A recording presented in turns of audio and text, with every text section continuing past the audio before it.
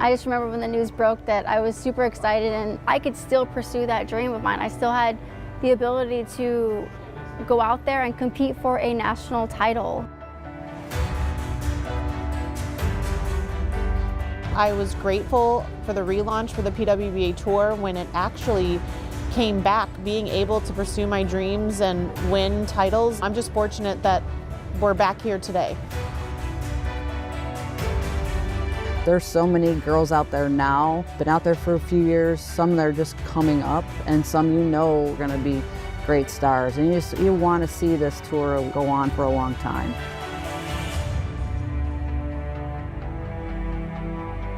This is an historic night for professional bowling. The PWBA Tour is back.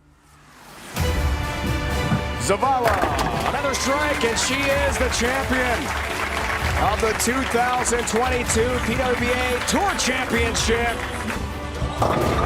Yeah! Legend lives on. What a moment for Shannon O'Keefe. Gets another, finally. She's got a trophy in her arms again. We are on the verge of yet another chapter of this incredible story.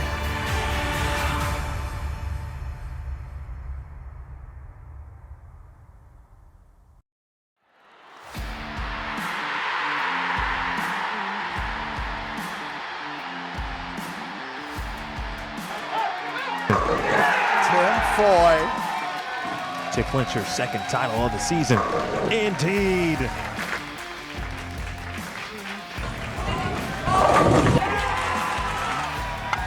Brandon. There it is. Nice. Bang. Winning shot. Simo.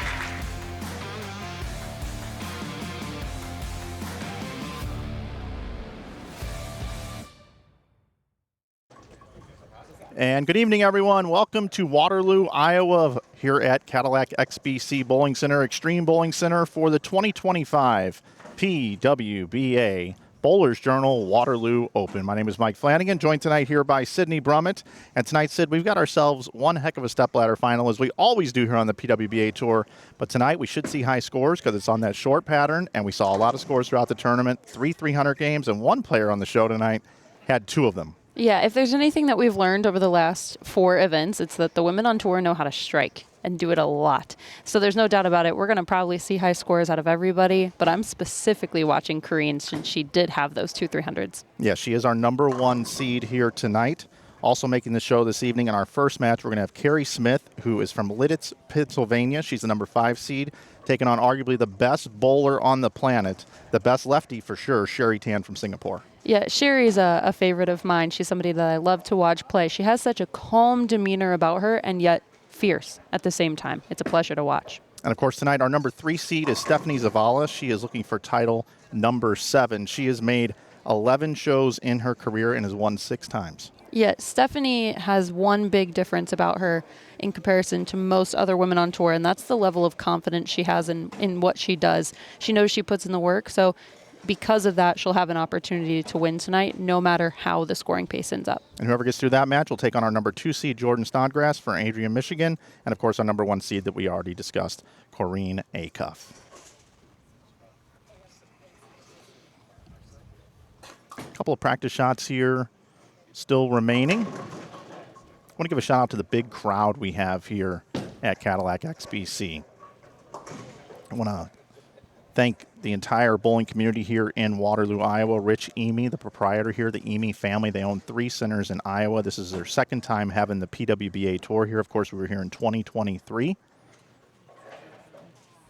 Always a great venue to come be part of women's professional bowling. Of course, a great pro-am the other night as well. Yeah, and I was a little jealous of our pro-am participants because they got a cool chamois provided by the bowling center with their pro-am entry. It said the event name, the bowling center. It was a great addition to their little care pack that they got when they checked in.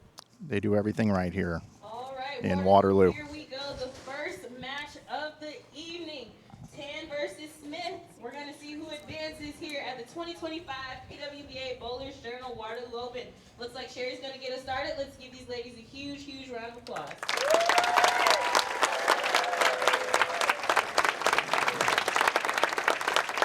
We had 85 players shoe up here this week for the Bowlers Journal Waterloo Open. It took a 227.08 average to make it into the top 5 here tonight. That was Carrie Smith. Sherry Tan averaged 227.92. Our tournament leader, Corrine Acuff, averaged 230.75.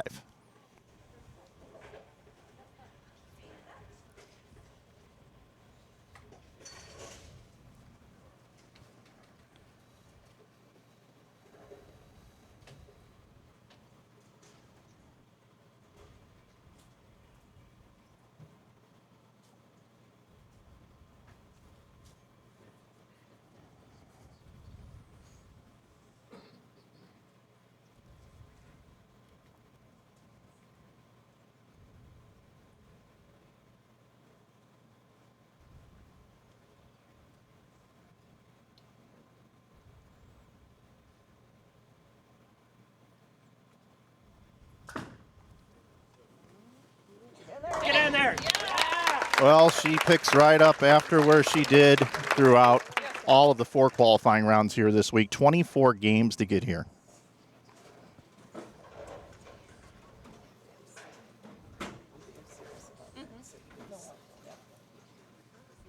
Take a look at Carrie Smith, our number 5 qualifier. Again, Carrie's from Lidditz, Pennsylvania. She made the show back here in 2023 where she finished 5th. Her only show she's made. Likes it here. Get in there.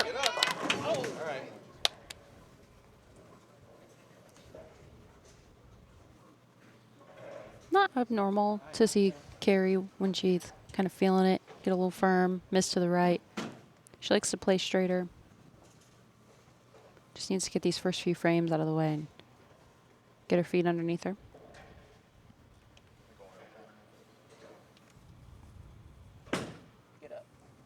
Get in there. All right, same as an 8-pin, same as a tap. No big deal. Get that out of the way. A nice spare there to get things started for Carrie Smith. Let's go ahead and take a look at tonight's oil pattern, Sid. It looks like the shortest pattern we've seen this year on tour, 37 feet in length, 28 milliliters of oil in all. I see 22 on the forward, 5.8 on the way back, and a 2.19 to 1 ratio. Yeah, basically all that means is high scores out here on the women's tour. Something we really like to see, especially in a bowling center that has great topography close to the gutter. We can throw it over there, and it comes back. It's pretty great. But 37 feet is interesting, and you'll notice it throughout tonight's TV show, is that it allows you to play wherever you want.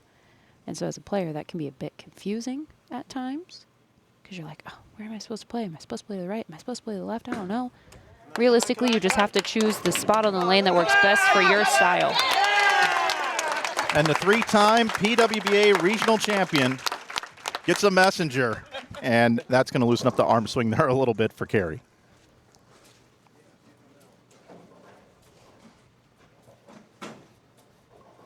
Carrie won the 2023 Regional Showdown. That was a big one. Yeah. Believe paid for her entry fees for the next year, if I remember correctly. Yeah. Yeah. It's a great way to come out on tour. Just get to pay your expenses, come play a little, see how it goes.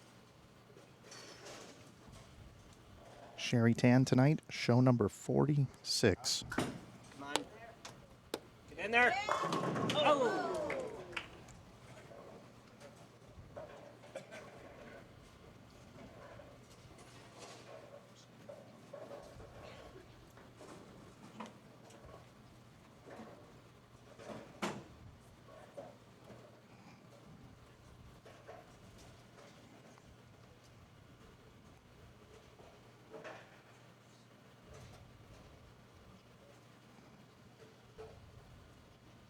It's a good shot here from Sherry. Ball comes in a bit behind the head pin, leaving a flat 7. I think I said show 46. It's our 15th show and 46 events. Yeah, I've been sitting here thinking about that the whole time since you said it. 46? How did you do that? The 37-year-old from Singapore has bowled 46 events. This is show number 15 tonight. Very, very impressive. You know, I wouldn't be entirely surprised if Sherry made every show for every event that she bowled. Of course, she's got 5 titles, 1 major championship. Our last show we just saw last week at the Bowl TV Open. She's also got a title in each of the last 3 seasons on this tour.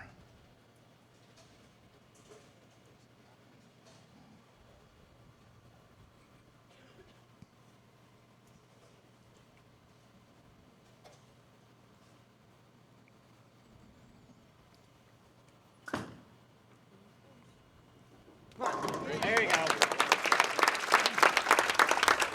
She's perfect on the left lane, Sid. Yeah, I mean, and realistically, the one on the right lane isn't that different. You know, it's just a mere few inches, not even that, less than an inch away from striking. Could just be that one lane feels a bit different than the other, whether that feels tighter or we haven't seen very many shots from her on that lane yet. Could be that it hooks earlier. Big shot coming up here for Carrie Smith on the right lane. See if she can get comfortable here on our championship pair, lanes 21 and 22. Wait a minute.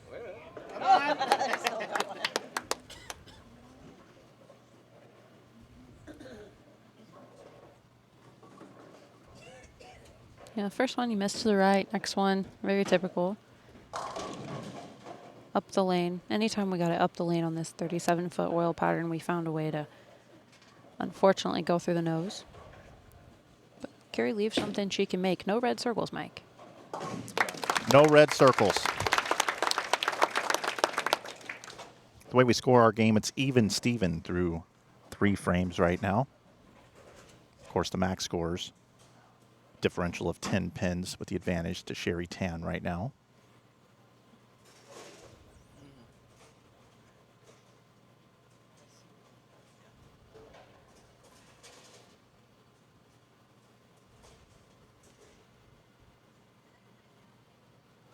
Carrie Smith also owns a PBA regional title when she partnered up with Ryan Schaefer for the New England doubles a few years ago.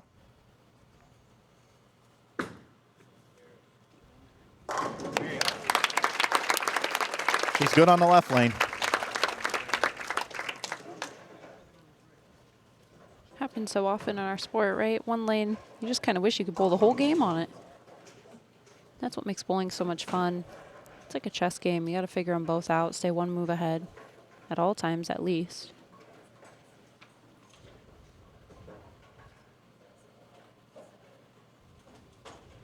Sid, is Sherry in her favorite ball that we've seen before? She does throw this one a lot. Is that what ball is that?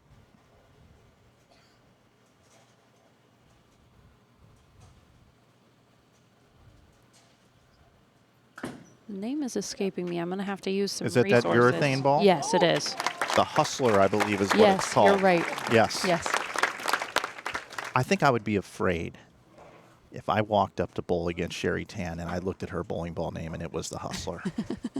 She doesn't need any extra help with intimidation. What a great shot. And there it is. I've been out here working the last couple weeks filling in for Emil Williams Jr. Shout out to Emil helping me prep for tonight's show. And I saw her use this ball last week. A lot. Short pattern, urethane. Perfect combo. Yeah, she throws this one a ton.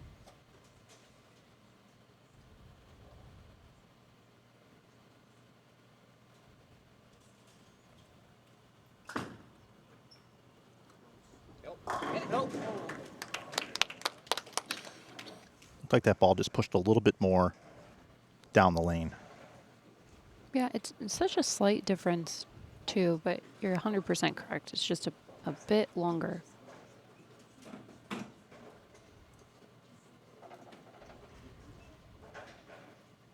And what's interesting, too, about this urethane ball for Sherry is typically when we see players throw urethane, there's a lot of surface on it, but it doesn't really look like it. Oh, it's a little lane shined, actually. Mm-hmm. More than likely, it's so she can keep her feet further to the left. if you use that surface, it may force her feet right, open up her angles, and Carrie may not have been as good. The players who could stay furthest left if they were left-handed or furthest right if they were right-handed typically had better carry.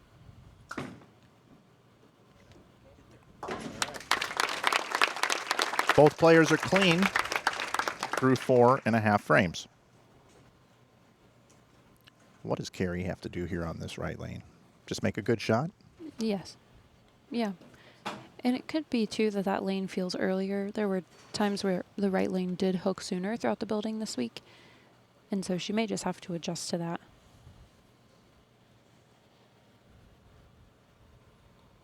Looks like she's in a newer ball. Mm-hmm. That's the Ethos Solid. Very new release. And how about that? She conquers the right lane. That's got to feel good. Yeah, you get a double. You know, Carrie's a seasoned player out on tour. She's not somebody who I think of when I think of, you know, new faces to a TV show. So for me, it's a bit crazy to think this is only her second one. I feel like she has a lot of experience. And so it's not that she's not ready for this moment, but it is a new stepping stone. And so she just needs to get her feet underneath her so then she can feel some positive momentum going in her direction, which that double gives her that. Over the years, we haven't seen her as a full-time player out here. She makes the stops that she can.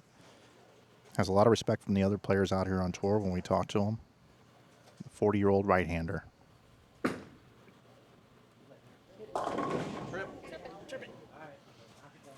I completely agree with her ball rep, Jason Wojnar, who's right in front of us, who said lay.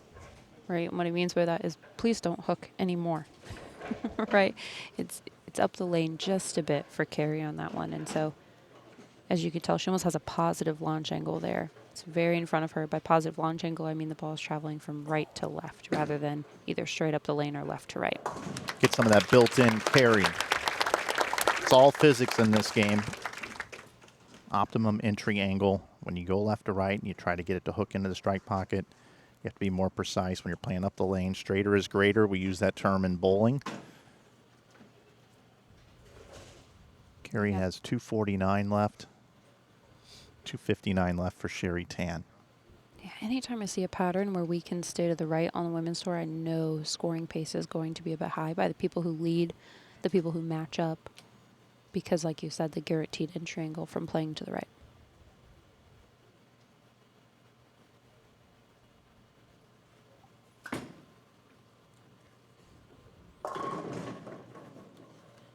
All right, both players coming in high right now. Looks like they're kind of transitioning the same on both sides of the lane early in game one. Yeah, the pattern, if you notice, did have a bit of a difference from the right side to the left side. Usually the guy who creates our patterns, Nick Hoagland, with H2M Management, he works really hard to ensure that to the best of his abilities, the right and the left side can transition at the same rate.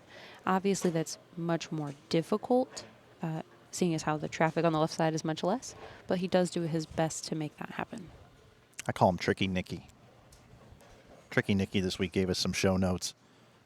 This is the shortest pattern of the season that I mentioned on the Open. It's just your typical Christmas tree crown. Oh, and it hooked right past it. Yeah, it's been interesting spare shooting today for Sherry. And we saw some single pin misses that are so uncharacteristic of her during the round of 12. And then now we see one here again in the 6th frame. Players are bowling on Brunswick Pro-Am lane, a very slick surface here. But with that shorter distance, and not a lot of traffic going down the lane right now, when you go cross lane at those spares, the ball really likes to grab the lane. And we saw that there on that spare attempt.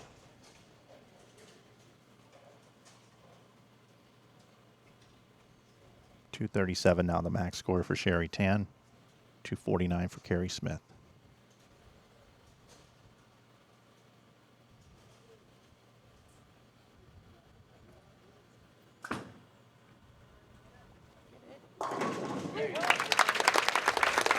Runs him over, gets back on him, gives a little head nod. That's what makes Sherry so good, and all the women from Singapore so good, is it appears that they don't allow a frame to linger for very long. You know, if they have a bad frame, it happens, they move on.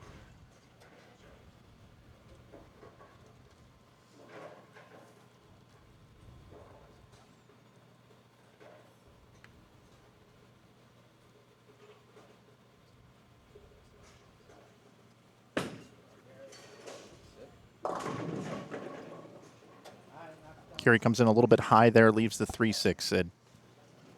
Yeah, a lot of the women throughout the last 2 days have used angle to create hold. And just because of Carey's style, she doesn't really use angle to create hold very much. She usually uses her ball speed. And so that one appeared to be a little slower than the ones before and up the lane.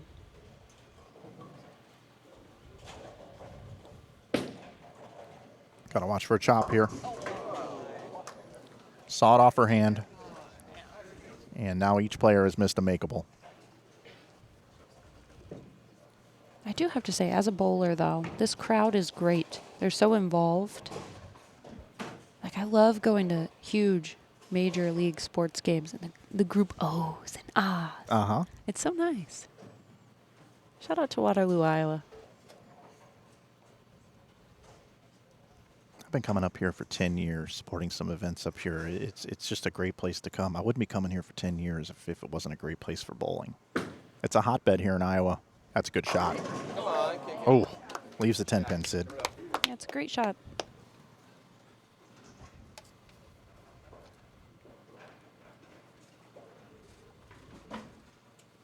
Don't forget the winner of this match is going to take on our number 3 seed, Stephanie Zavala, in the next match, making her 12th show.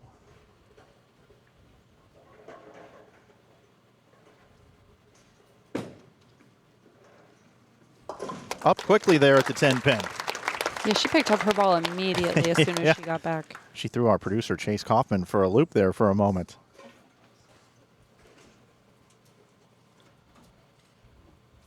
A little journaling here.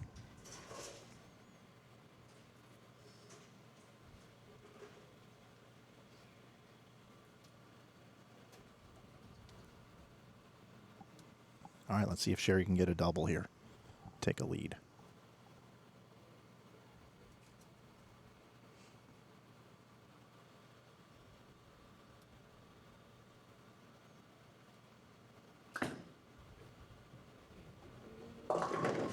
Looked a little inside a target there around the 9th board, Sydney. Agreed. Very much agreed. She got away with one on the left lane. That was a bit up the lane. That one, not so much. Players are bowling on a fresh condition here tonight, just like they have the entire event. But we're seeing some shots just a little inside a target just really take off. Yeah, and what's interesting about the show in comparison to the round they just bowled is there's way more practice on this pair than would have been through almost probably 2.5, 3 games worth of bowling in the round of 12. So they're going to already be seeing transition. And keep in mind, Sherry here tonight, she's got her side of the lane all to herself. She's used to being the number 1 seed. It seems like when she makes shows, she dominates. This is an unfamiliar situation for her. Nice cover there with the sleeper. With a spare ball. Yeah. Not much room for error shooting it that way. I've had lots of heated discussions about the 3, 6, 9, 10 with people who are so smart in the sport. I've heard some people say, oh, you just make a move and you hook at it. That's what I choose to do. And then, John Janowitz just says, just throw it as hard as you can on his side of the lane at the 3-pin. Yeah, with angle built in. With angle built in. Yeah. And if JJ says something, you just kind of listen. Yeah. So I always put that in the back of my mind. So if I don't know what's going on, I might just try his way. But So look at this, Sid. Right here, we got a 1-pin match. Advantage to tan right now, setting up foundation frame here in the 9th.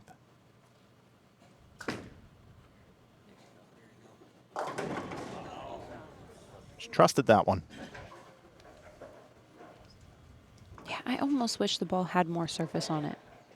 I just wish it had more surface on it because it appears when she throws one really good and it has just a little bit of shape to the left, it doesn't quite slow down enough, comes in behind the head pin, leaves the flat 7. They're like, I'm staring at 3 of them up there that I thought were great shots from Sherry that didn't carry because the ball didn't slow down quite soon enough.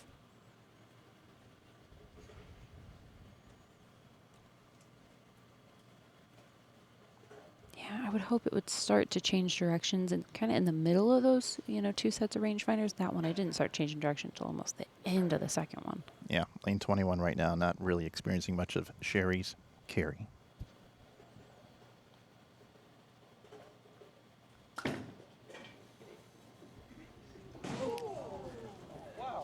Boy, that spare ball's really sparking right now. We saw her hook past the 6-pin and hooks past the 7-pin.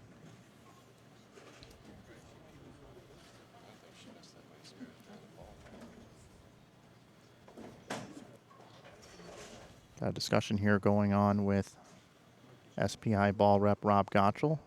You also see Joey back there and Cecil Scarborough, our player services manager. Shout out to those guys. Long hours for all of them. Now, Carrie Smith up here in the 9th has an opportunity here to win this match in the 9th and 10th frame. It all starts here, Sid. Yeah. Bada boom. There we go.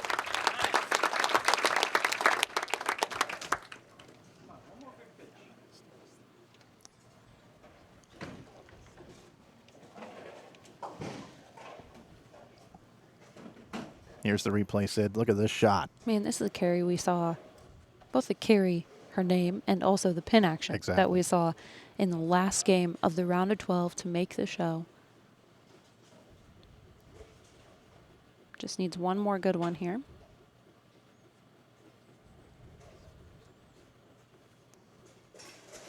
So if she goes spare strike, she pulls 196. Sherry Tan, if she strikes out, it's 195. We need a mark and 10, or just a strike right here would also do it.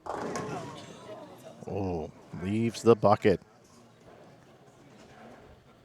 It's a tricky spare with as much as they're sparking in the middle of the lane. Yeah, my brain immediately goes to, you know, in that last game in the round of 12, there was a fight for the 4th and 5th spot on this show, and Brianna Cote was involved in that, and she left a bucket in the 10th frame, had an unfortunate outcome, found herself finishing 6th today, just 41 pins out of the show. Now Carrie looking at the same spare. What a conversion. That is the most important bucket she has ever picked up in her career. Now, 10 to win. 9, possibility of a tie. 8 or less, Sherry Tan can step up in the 10th frame and win the match. Look at this again. And you really don't want to give Sherry an opportunity to get all 3. You know, to win or to tie. You don't want to do that. Because more than likely, you know, how many times has she done it on this tour? She's done it so many times. You don't want to give her the opportunity. You want to get all 10 here to know that you're moving on to the next match. Neither player is matched up right now. You can see it with the scoreboard here. We saw Carrie come in high for a 4-pin, then light for a bucket. What is she going to do here? Feeds it to the gutter early and gets 9. Oh, I love what she just said. She said, I need to change balls. Like, she knows it, because that was 2 great shots, I believe, the bucket and then that 2-pin, but it's just getting a bit slow. When we saw her have success, she was throwing a shinier bowling ball that would be a bit more responsive to the friction, where this Ethos Solid is going to be a bit slower. Well, here we go. Arguably the best bowler in the world is going to be stepping up. You take a look at this shot again. Comes in just a little light, touches the head pin, leaves the 2, doesn't roll it, pins on the deck. Best lefty in the world, for sure. Best bowler in the world, arguably, but a lot of people think so. Best bowler in the world, stepping up 10th frame. Can throw 3 of them right here, Sydney, for a tie.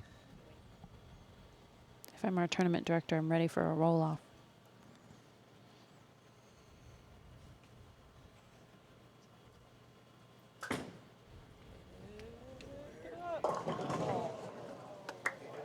And Carrie Smith escapes this one. She's going to advance to take on Stephanie Zavala. Sherry Tan will finish 5th. On a surprising, very low-scoring opening match here at an event that it took a 227 average to make the top 5. Really surprising. Yeah, and what catches my eye is really Carrie may not have had that opportunity if we wouldn't have seen the off cues from Sherry. Those 2 missed single pins. That's going to hook past it, too. Well, another show in the books for Sherry Tan.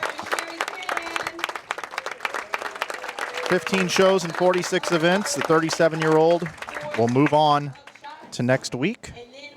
But we will move on to our second match here between Carrie Smith taking on Stephanie Zavala. The 29-year-old comes in from Long Beach, California for some practice balls. Glad you're with us here tonight on Bowl TV for the 2025 PWBA Bowlers Journal Waterloo Open.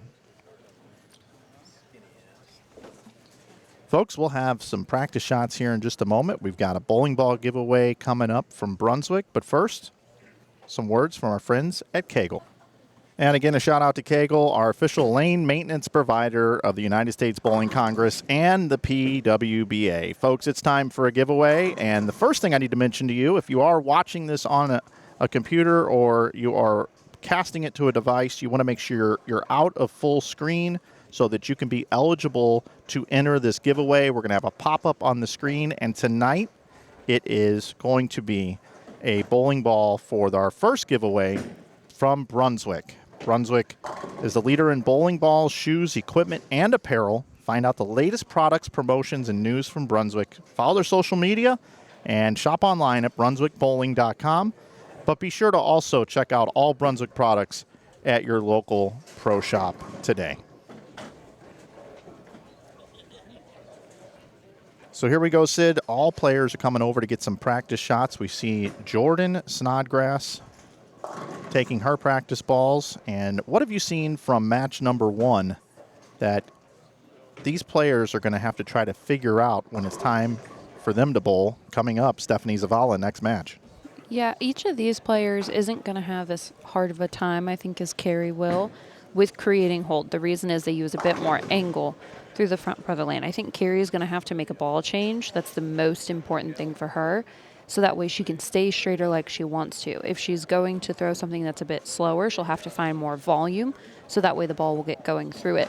But to do that, she'd have to move left and use angle. It's not like her. It's the beautiful part about the 37-foot pattern is that she can be herself, do exactly what she likes to do. She just needs to choose the proper piece of equipment to be able to do that.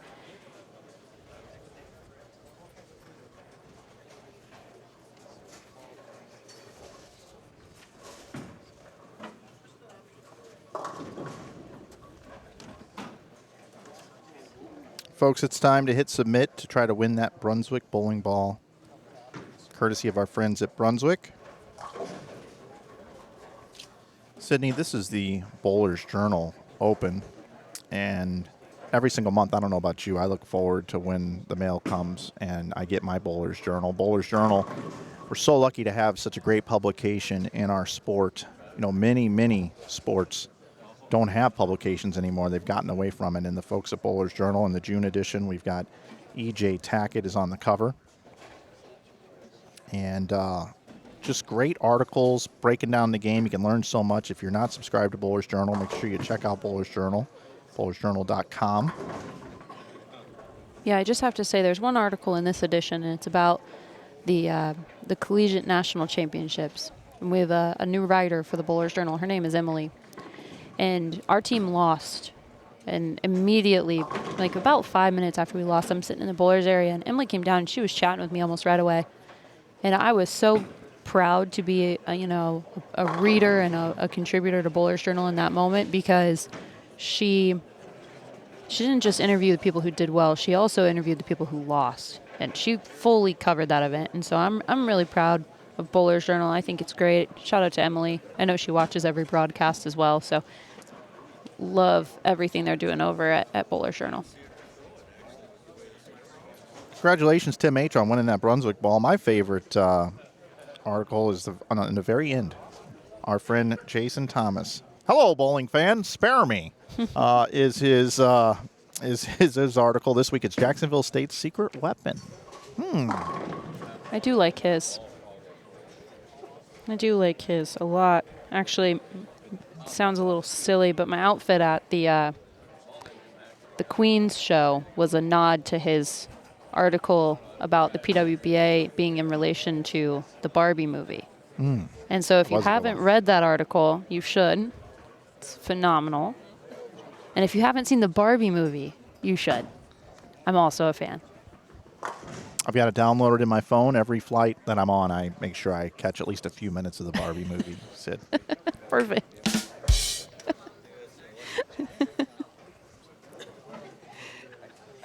I think we have to wait for practice to be over before I swap it, then I can do it. So match number 2 coming up. If you're just joining us, my name is Mike Flanagan, joined by Sydney Brummett here on the call this evening. You may recognize 2 people down lane at the red table. Justin Bone is working the camera. Give us a little nod down there. There he is. And Kerry Ogle, talented photographer from St. Louis, from the Show Me State, where I'm from, out here taking pics. There he is. There's Justin down lane working the camera for us tonight. Thank you so much, Justin, being part of Bowl TV tonight. Our second match of the evening look like Zavala's going to get us started. Let's give these ladies a huge round of applause. Here at the 2025 PWBA And the man you can't see, Spencer Mosher, my favorite. He's working the camera as well behind the bowlers. So here we go, Sid. Second match. Stephanie Zavala going to get things started. She had the choice on the left lane.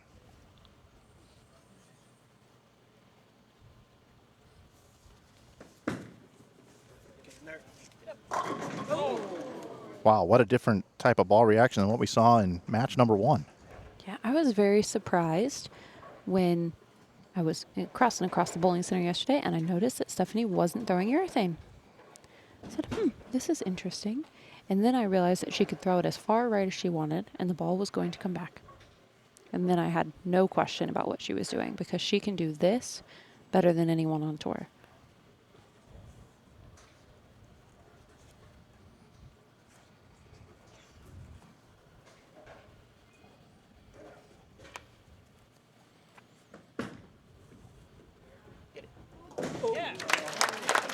You saw that ball want a hook, too. It was a little leg kick that made the spare. Wow. You see Stephanie there with her husband, Chris, out here on tour with her in the Tony Stewart-themed jersey here tonight. Big NASCAR fan.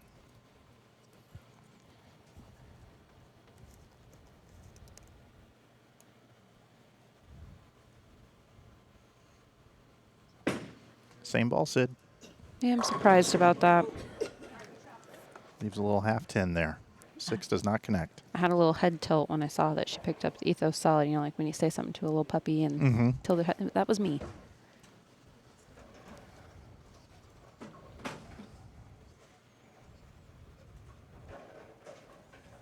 The ball gets down there and it's just so slow to migrate.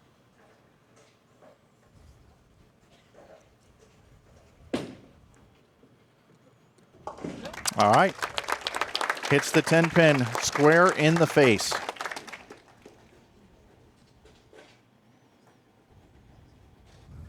And to be clear, it's not that Carrie's spare ball is just a better spare ball than everybody else's.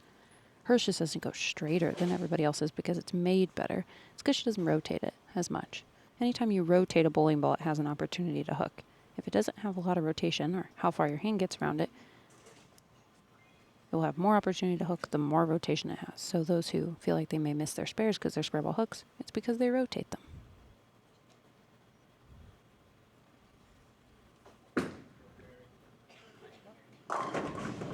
What a great shot there. Up about 7. Thrown with confidence.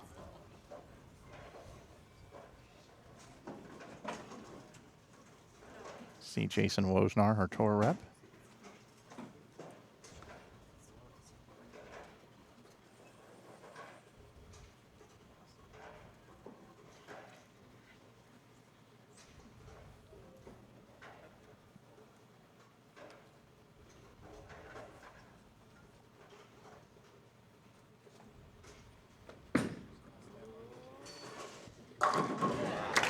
She's wheeling it. I think her caption on Instagram after practice was wheeling and dealing this week in Waterloo. She's a 6-time champion now on tour. She just won the Cleveland Open on her birthday last week.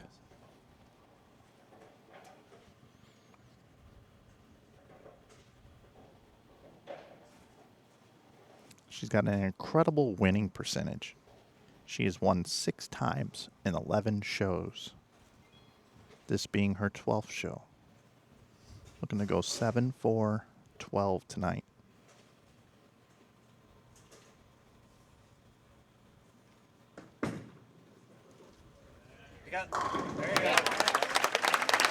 That's awfully strong.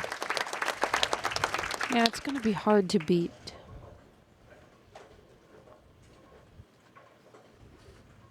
You got two completely different strategies of attack here on this championship pair in our second game. You've got Carrie Smith playing right up the lane, up about 7 or so. And you got Stephanie Zavala playing the middle of the lane, slow wheeling the whole thing. She's got a little built-in hold. Let's see if Smith can answer here. Keep the match even. And she does. Yeah, they're both just doing what they like to do. That's what's so cool about this pattern, you know. Must tip my hat to Nick with this one, because the goal had to have been, I want players to be able to play where they want, and they dictate how the lanes break down.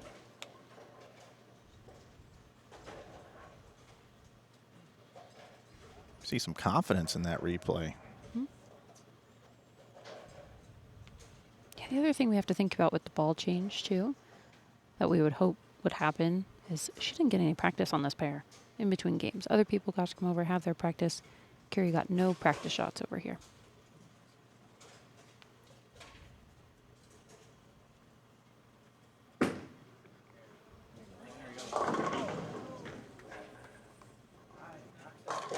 What'd you see there? Maybe a little quick? Little firm, appeared to have missed it a bit at the bottom. She left this in the last match. On this lane. Yes. And made it. Mm-hmm.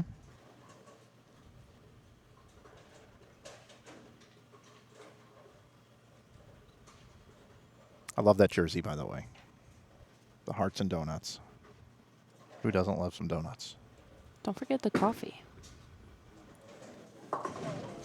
Just takes 2 out of the bucket. So an open frame here in the 4th. Yeah, she knew it right off of her hand. She did.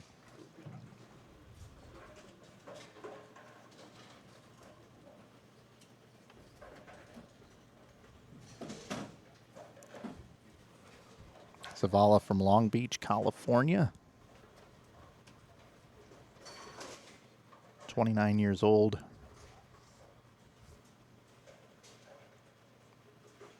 Went to Sam Houston State University. Anchored the squad for a few years.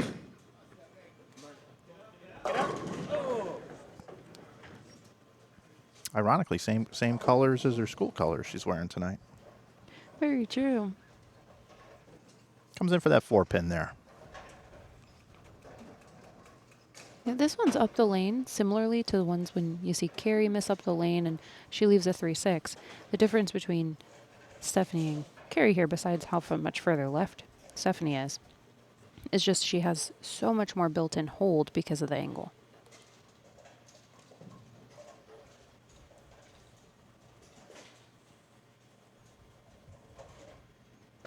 Very curious in this spare ball. Okay.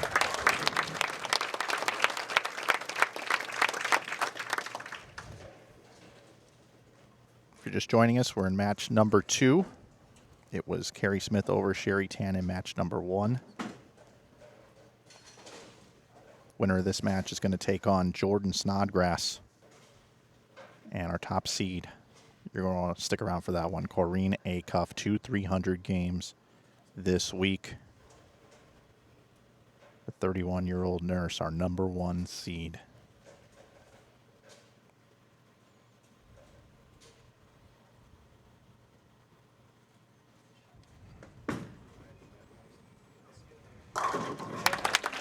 Zavala's back on the left lane. Good shot. Here's our next couple of events coming up, everybody. Don't forget to join us next week for the 2025 U.S. Women's Open. Going to Sun Valley Lanes in Lincoln, Nebraska. 8th through the 13th of July. We'll have a little bit of a break there. The 2025 PWBA Anniversary Open. And then it's the Striking Against Breast Cancer Mixed Doubles down in Texas. And then the PWBA Tour Championship Week coming up August 5th through the 12th.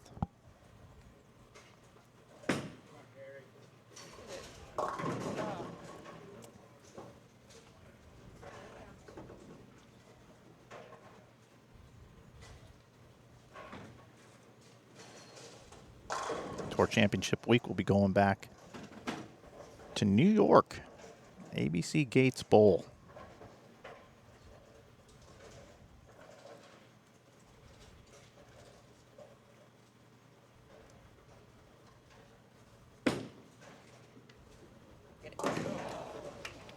Back-to-back opens for Carrie Smith. Sid, what does she have to do now to get herself calm and making good shots here again? Because the last two weren't very good.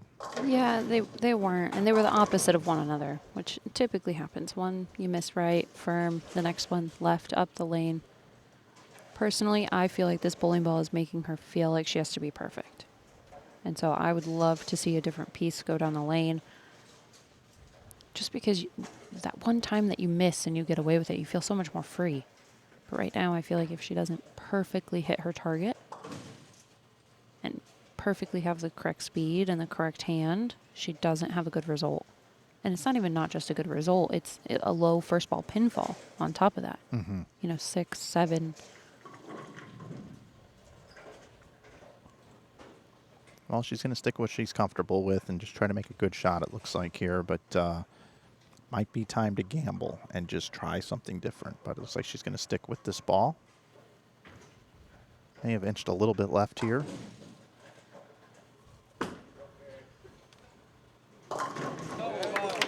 Gets a break. Gets a break, but right now she's lost her ball reaction. Yeah, I was shaking my head immediately when it hit the lane just because it hooked. It hooked immediately. There's very little volume to the right side of the lane there where she's playing. So she's laying it down basically, you know, as we would say, in dirt. And so it sees the lane and it goes left. So it makes her feel also like she's missing to the left. And then there's a possible overcorrection on the next shot. So there has to be a move, or if she wants to stay in that zone, something cleaner.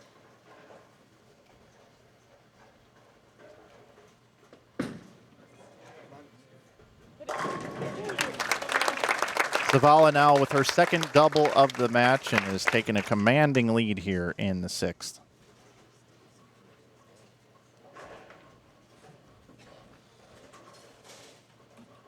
She really projects the ball well. She generates that with her legs. Yeah, when she first came out on tour, if I remember correctly, she planted. And then, I believe some work with the Team USA coaches, she developed that into a slide. Gave her more power going into the release. Anytime you plant, you have to decelerate a bit, but now she slides, and she just got better once she incorporated that.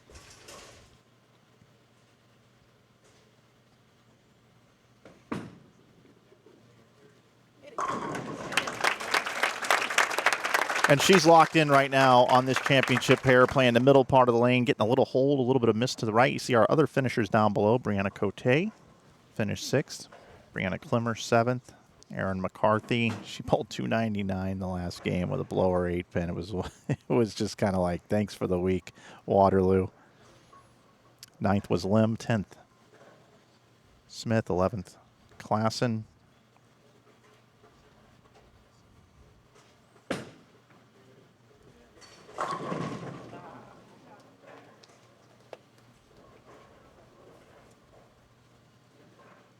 Twelfth was Daphne Tan.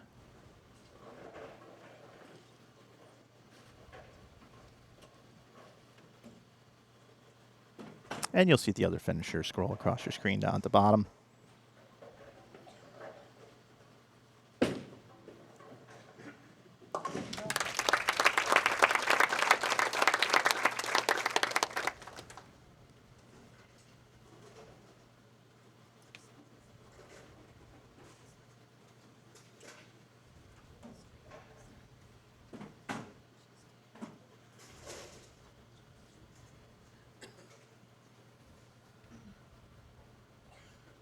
.211 left out there for Carrie Smith if she strikes out in the 8th, 9th, and 10th frames. Stephanie Zavala can still bowl .269.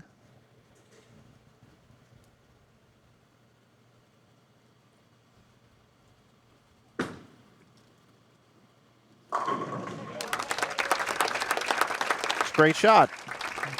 It is. It's been there the whole time. I don't know about that, Mike. I think she has to, if she aces it and she throws it like that every single time, she will get 10 every single time. The problem is bowling is not a game of accuracy. It's a game of how much misroom you can have. And so I don't love that she has to be that perfect because her opponent doesn't.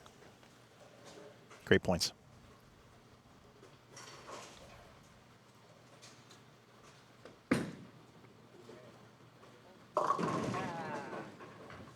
Zavala comes in, leaves the 3-6-10. Fortunate to get the 9 out of there.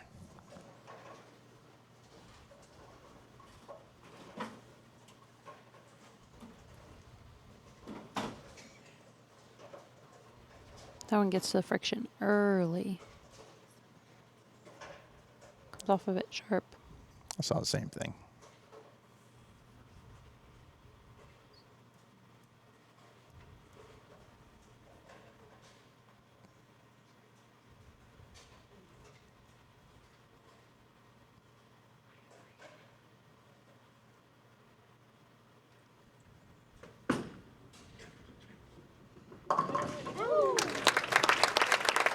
These spares have been an adventure here this evening. So much friction in the middle of the lane. Boy, fortunate not to chop that one. And these are plastic spare balls. They're not supposed to hook at all. I like the fist pump though on that.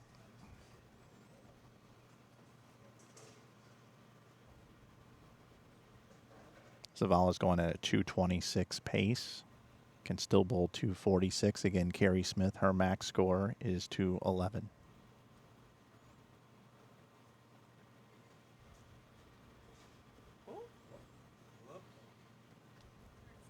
It's okay. We didn't like it either. Start over. No big deal. Well, we've got a great crowd here tonight. So we may see this a couple times here tonight because with that many people, it's going to happen from time to time. Iowa showed up in a big way here tonight, here in Waterloo. We're on no time constructions here. I mean, they can bowl as late as they want. We'll be here.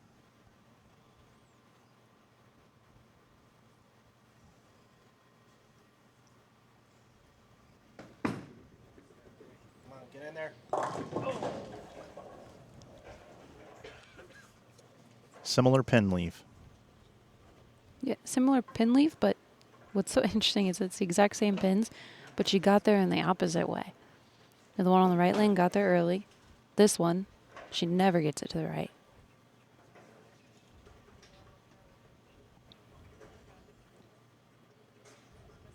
It's almost as if there's a ramp on the lane and she's got to putt the ball up the ramp, and if she hits a little right of it, she hits the ramp, and if she hits a little left, she hits the ramp. The ball comes back to you if it was mini golf, but here it means you go high.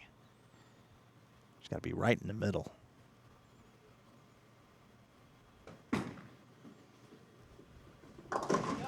That's a better executed spare there. All I'm thinking about is like the alligator putt-putt courses now. Well, to tie in with that, when we had that shot a little while ago, they've got the dinosaur ramps here for the youth bowlers that are just getting into our game. The ones that can't quite throw the ball down the lane yet, you push it down the ramp. So alligators, dinosaurs, whatever, we've got it all going on here.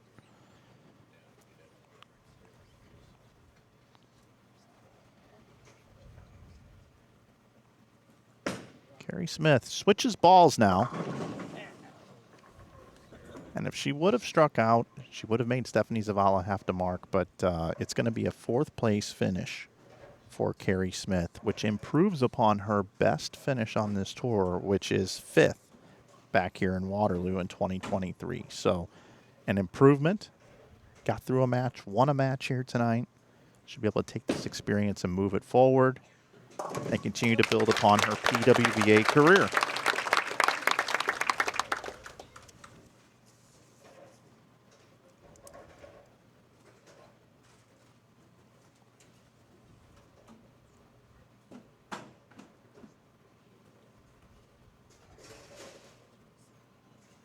Jordan Richard going to be coming over. She is our number 2 seed coming up here in match number 3.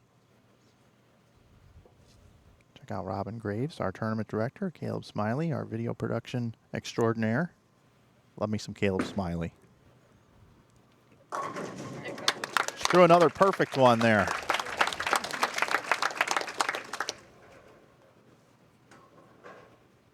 I'll give a shout out to, I want to make sure I say this right, Carrie's significant other, Jeff Smith. How are you doing tonight, sir? I know you're proud of Carrie here tonight. We all are. She's one of the good ones in our sport, and she will be back.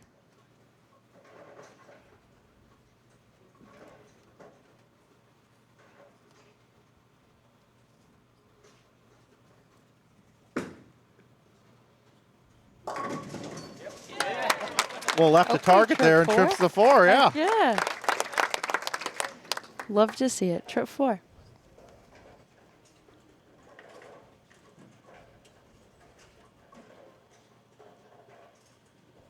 You can see our VIPs there in the front row. Our proprietors and staff from both Cadillac XBC and Maple Lanes. Got a little story about Maple Lanes. I love me some Maple Lanes. Like, I like bowling here. I also love Maple. Great shots in the 10th frame. There is the Emi family and the general managers of both bowling centers, Ryan on the left and Mick on the right.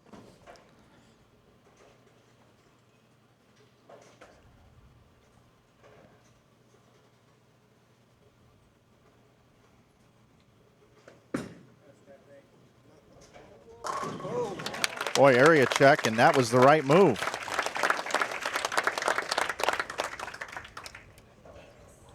She's also going to take a walk over to the bag, try something different.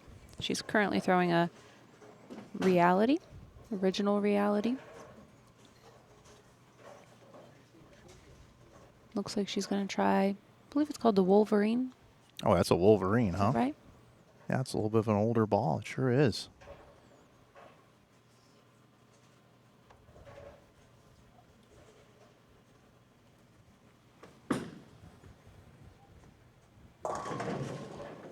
Looks like it pushed a little bit more, but a little bit more angular down lane.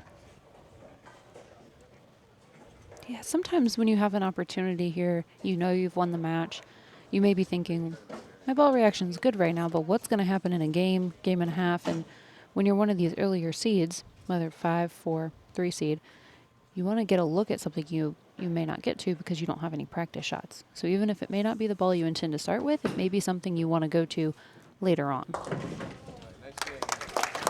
Final score, 222 for Stephanie Zavala. Carrie Smith, 191.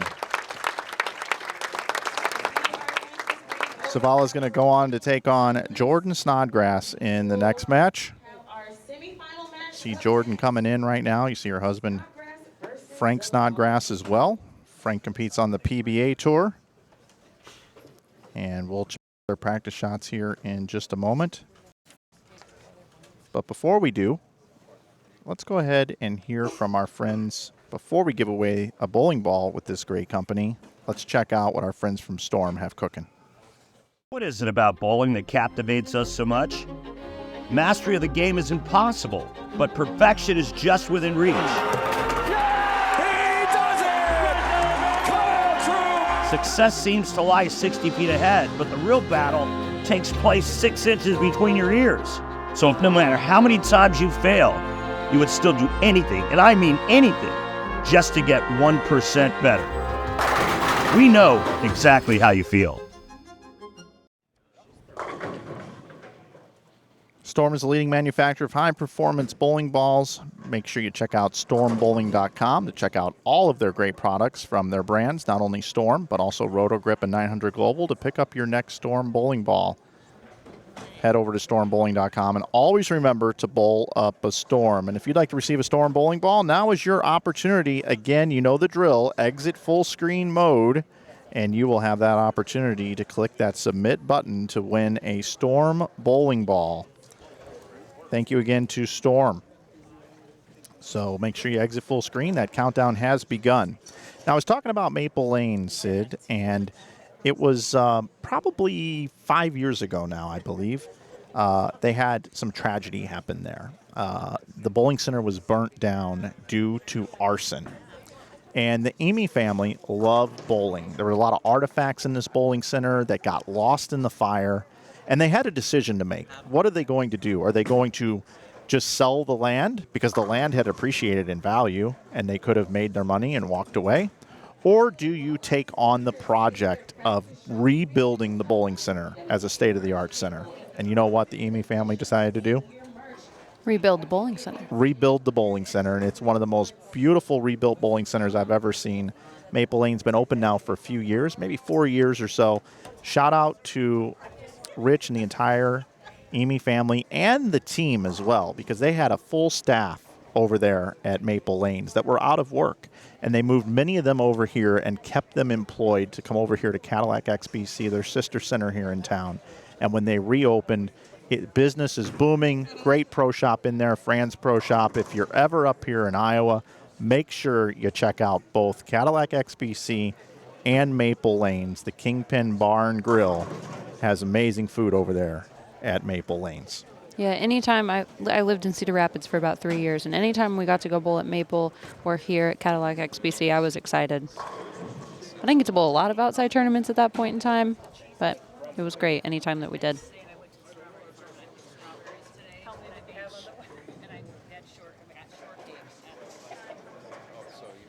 So we see our top seed, Corrine Acuff, coming over here to the championship pair to get some practice shots, as well as Jordan Snodgrass, who we'll see in the next match taking on Stephanie Zavala. Snodgrass has been playing the lanes about as straight as she can, has big rev rate. Maybe, just maybe, we'll see her take a giant step left and open up this lane pattern based off what we saw in the last match. Frankly, I don't think so. I don't think so. And, you know, it was interesting because I ran into Rocio Restrepo earlier today when I was sideline reporting. Shout out to Ro if you're watching. She stayed to watch because she felt like there was something she might have been missing that was allowing those 12 players to strike a lot more than those who did not. And she said, I was trying to figure out how Jordan could play so far to the right because it gave her an advantage to be able to strike. And she said her ball speed is just so much firmer. And so what's interesting about Jordan is that she is somebody who can move left and shape the lane and be really good at it. But in this case, I think we're going to see her choose to use a cleaner bowling ball, be more up the back of it, and be firmer to stay closer to the friction. It'll give her ball a bigger window to make its transition from skid hook to roll in.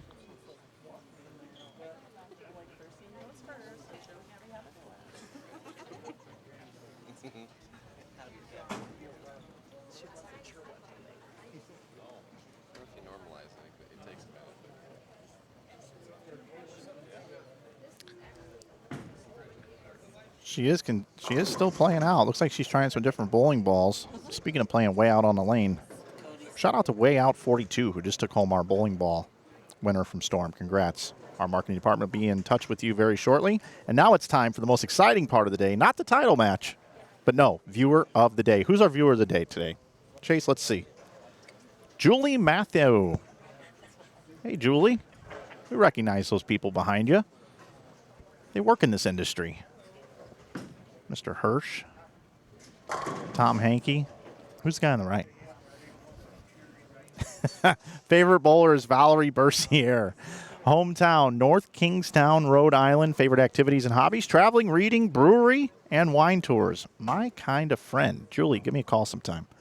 What would you do if you won $1 million? Well, pay off our family's bills and travel the world. That sounds pretty nice. I love that. Yeah, I want to be adopted. I want to be part of the fam bam. I went to that bowling center. That picture was taken at Junior Gold this last year. Yep. I went there. They had a lovely slushy machine. It was a good bowling center. Alligator ice, maybe? No. It was like a traditional. Icy? Yeah. Polar bear? Yeah. Yeah, I made sure to go watch all of the squads at that bowling center so that way I could get a slushie every day. I don't know how healthy that is, but it was great for my emotional health watching that many hours of bowling every day. PWBA Bowlers Journal Waterloo Open. Let's give them a huge round of applause. Looks like Ball's going to get us started.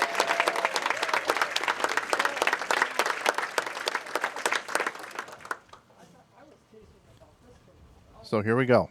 Jordan Snodgrass had choice of lane here. She is making Stephanie Zavala start the match on the left lane.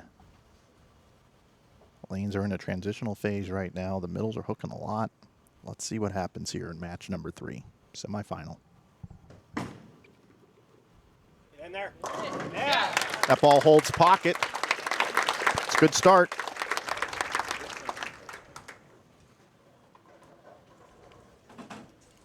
And here's our first look at Jordan Snodgrass, 29 years old. This is her 26th show of her career. Her last title came in 2023 at the Yorktown Classic. She's a 5-time champion on this tour. Also, Sid, this is her 3rd consecutive show. She is red hot right now.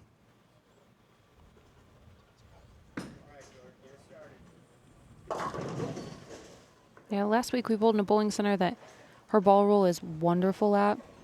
She had won there previously. No surprise to see her make a couple shows there.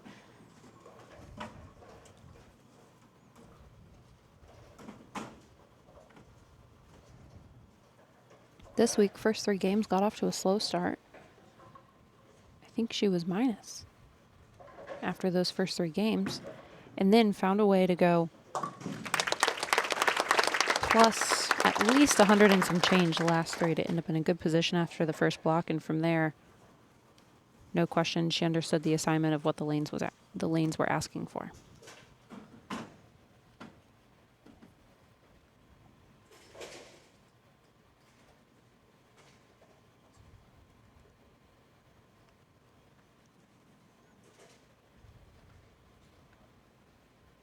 She bowled 177 the first game of the tournament. Went 187 over. In our first round. Ball change. Yep.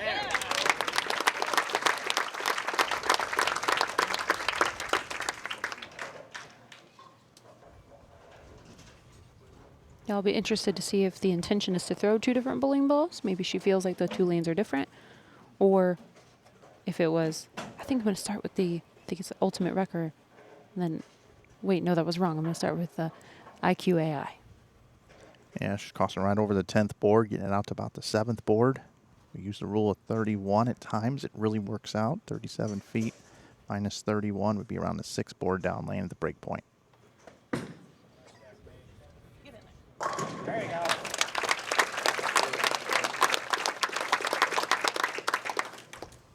Boy, this, you wouldn't think short pattern, middle of the lane. But boy, is this working good for Zavala here. Yeah, I've actually seen that kind of transition happening in the game where, when I was younger, I remember people preaching like, oh, when it's short, you play to the right. When it's short, you play to the right.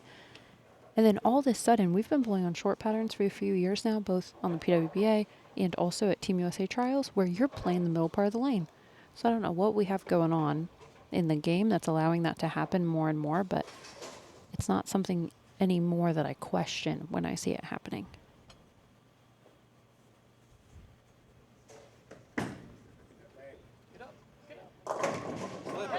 That one peels as well.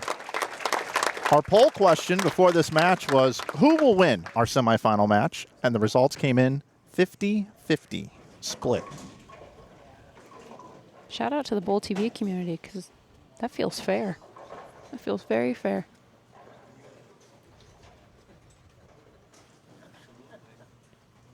Jordan is going to stick with the IQAI that she threw on the left lane, now on the right.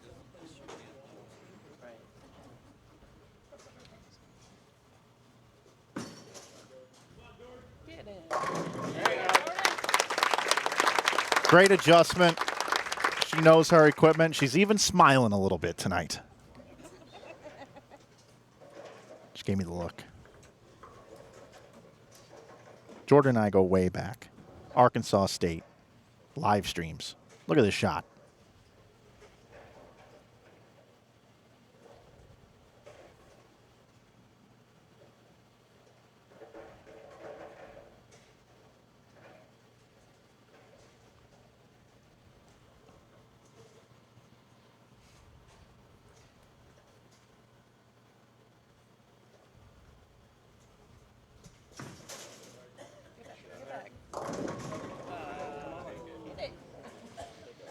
What'd you see there on that one, Sid?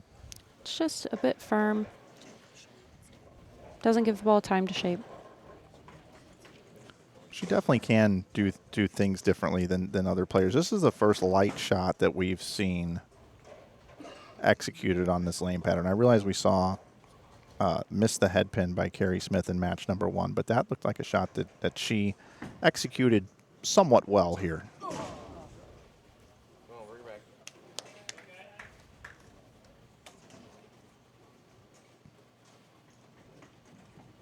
74 in the fourth right now for Jordan. She can still bowl 254 as a max score. Of course, Stephanie Zavala right now is perfect through 3 frames. Jordan talking with her husband, Frank.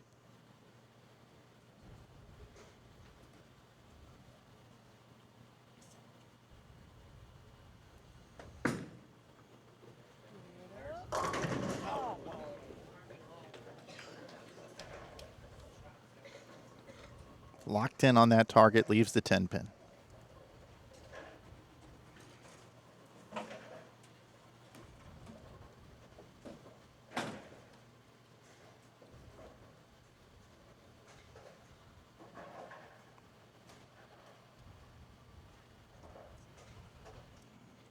One of those instances where a bowling ball's, common phrase a long time ago, rolling out, hooking too early.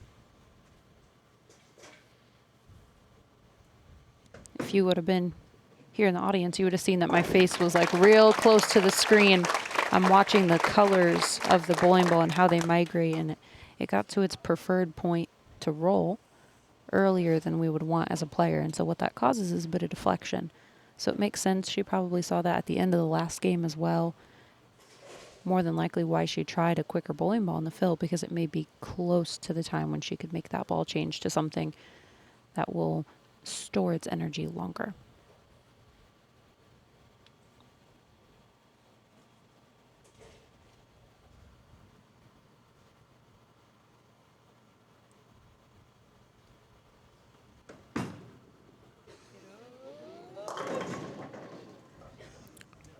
Catch a little bit of hang down lane there. Both players coming in light on the left lane.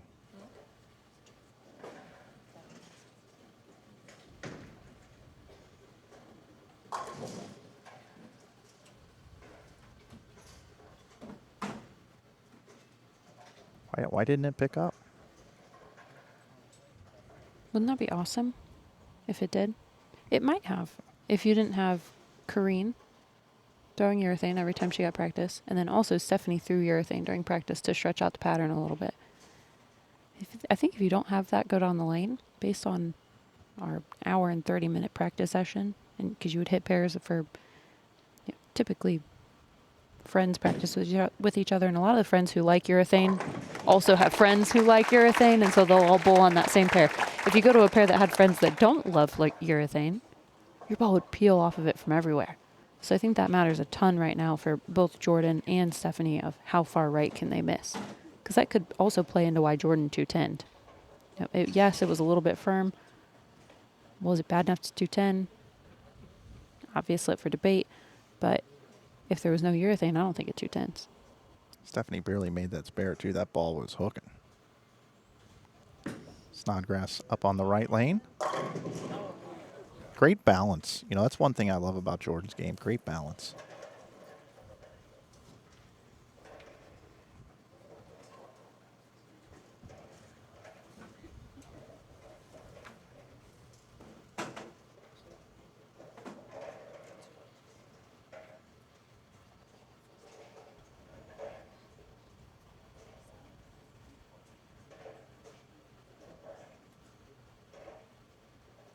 Nine to 6, the new 9 to 5, but with a lunch break built in. All right, scoreboard tells the story. 265 left for Zavala. 244 left for Jordan Snodgrass. A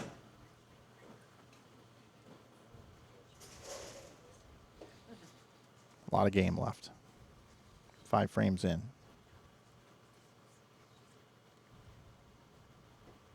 21 pin lead for Zavala.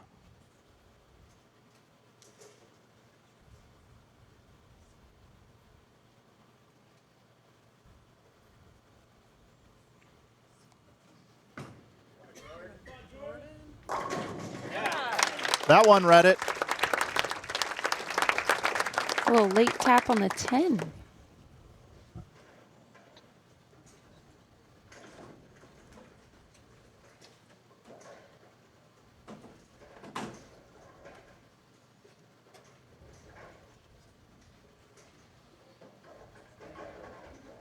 You know what I'm gonna call that one? That's a JoJo shot right there. That's a JoJo shot. Anybody else might leave the 7 or the 10 or the 7 and the 10. Not JoJo.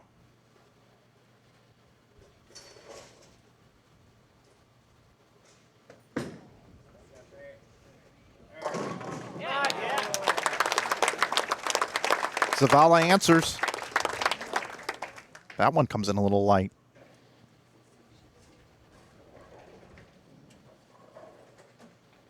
Stephanie is no stranger to short oil patterns and success.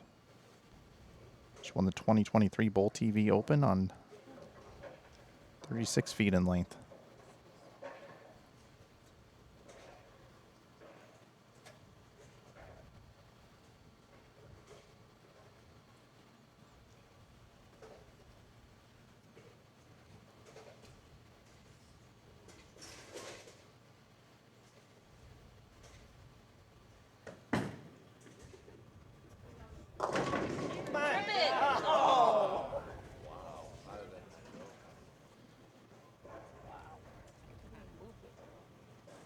Ten pin.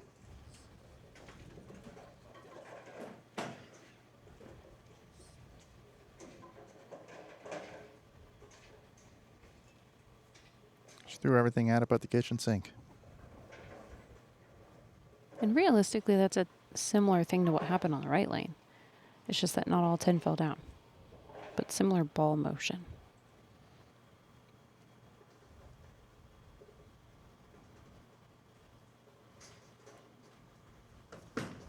Lots of angle at this one. Still red early and hooks past the 10 pin.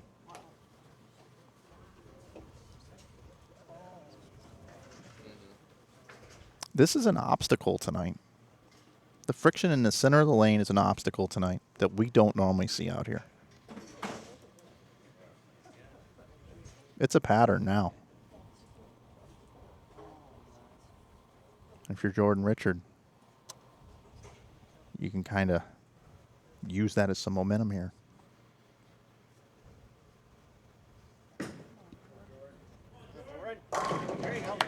With authority, executed very well on the right lane. Yeah, between the two players in this moment, Jordan's ball motion is more convincing through the pin deck.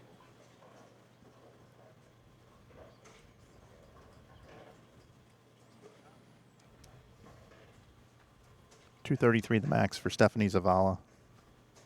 244 still left for Jordan Snodgrass.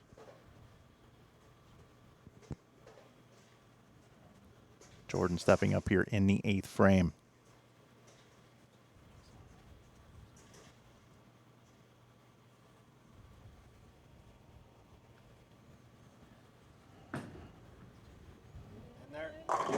Come on.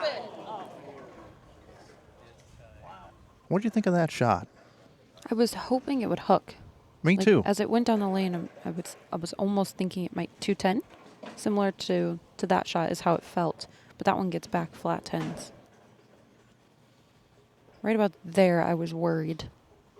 Is it going to pick up? It's just amazing how lanes transition. We can't see the oil on the lane, but it's moving.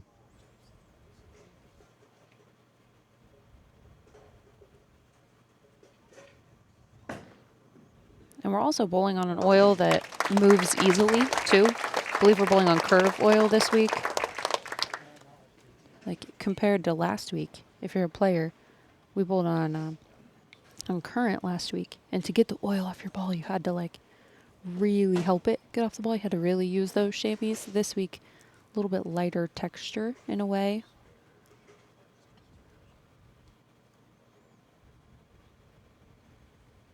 Jordan liked it.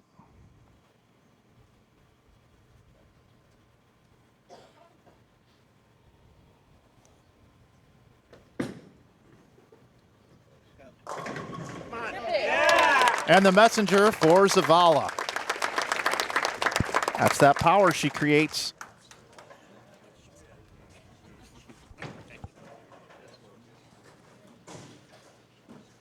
And you're right, Sid, curve oil. Curve is the oil this week. I spent the last 2 years bowling on every oil that Kegel makes.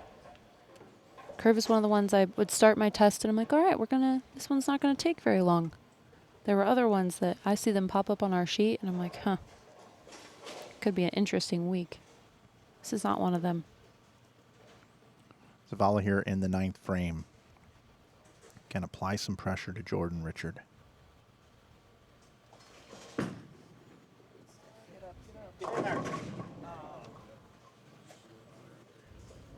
What's interesting to me about this leave is thinking back to Carrie Smith's 2 buckets on this left lane. Yep. Feels more snug down lane on this left lane. Yep, 2 of the 4 that makes up the bucket. The 4 and the 8. Now this spare is very, very choppable, especially as much as they're hooking in the middle of the lane. How would you shoot this, Sid? Straight. But I wouldn't rotate my spare ball.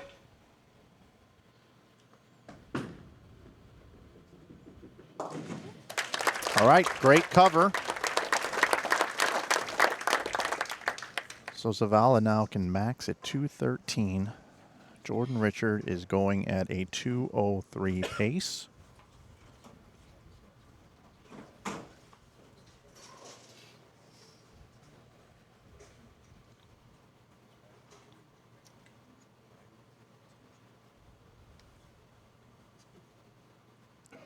Foundation frame here in the 9th. If Jordan can throw the next 3, she will shut her out.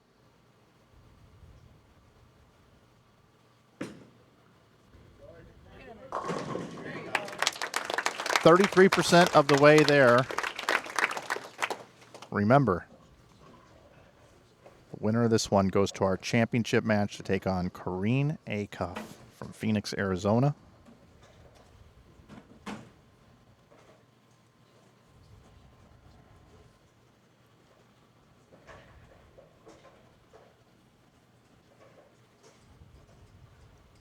Again, the story here, we set it up 213 left for Zavala. Jordan Richard can bowl 223. If Jordan goes spare strike, that would be 203. If Zavala went strike spare, that would be 203. That's a tie scenario.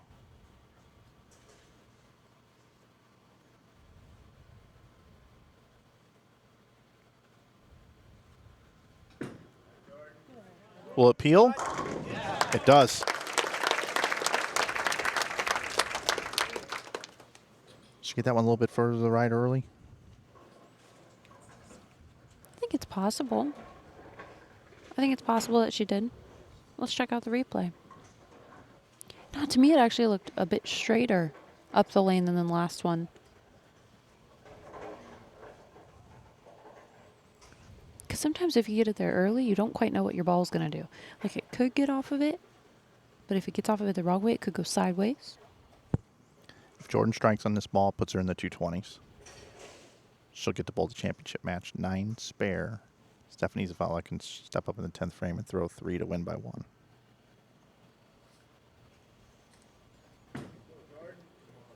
Get in there. Yeah. And a strike for Jordan Snodgrass.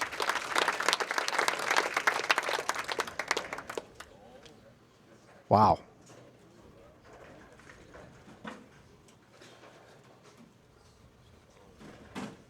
Down the stretch here, 2 awesome shots here in the 10th frame and a great foundation shot in the 9th.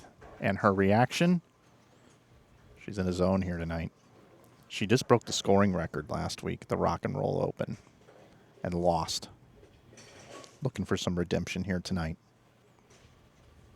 Come on, Jordan. Get in there. Oh, no. Jordan Snodgrass going to advance to our championship match to take on Corrine Acuff. Sitting there talking with Frank. Got to hand it to Stephanie Zavala, though. She really was able to open up this oil pattern here tonight. And really, if it wasn't for the one unforced error here, missing the 10 pin, she would have been right in this match.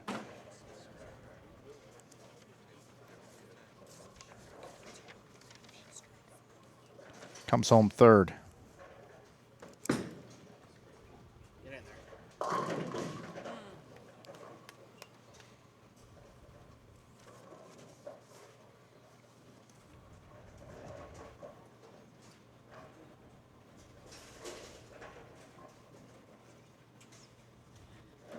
Jordan Snodgrass is currently 3rd in points on this tour. Zavala 6th in points. Both players thinking about potential player of the year.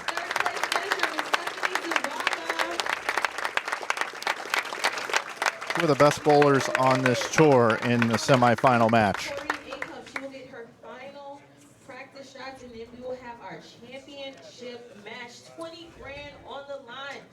And the ability Folks, on tap is our championship match. Sid and I will be here to bring it to you, but first, a word from our friends at Lane Talk. I wonder if I bowl better on the shark pattern or the cheetah pattern. What if you could compare anything? Like when I play on lane 5 or 6, before and after a mid-game snack, wearing boxers, briefs, or nothing. Analyze any factor of your game with our new comparison tool.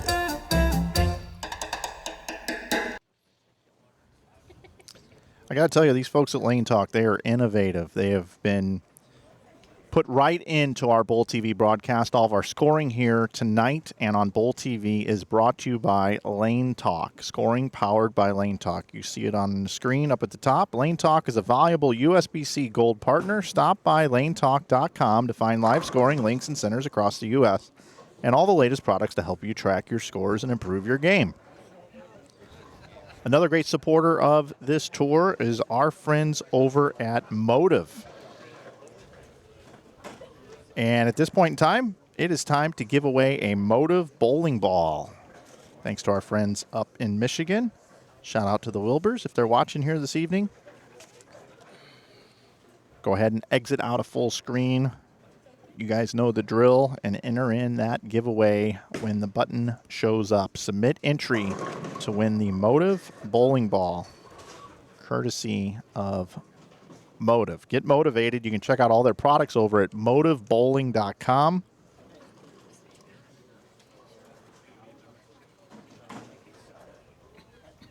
Thank you, Motive.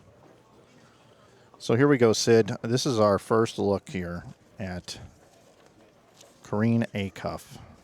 She's from Phoenix, 31 years old. She's a full-time nurse, a mom of 3.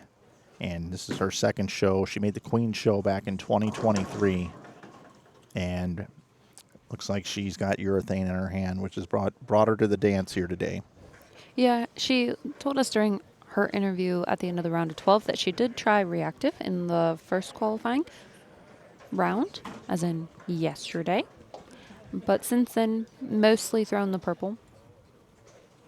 Had a competitor that finished very close to the top 5 come up to me and say that purple is going to be really hard to beat because it creates transition. It makes them tighter down lane for everybody else. It gives her a consistent, smooth line to the pocket.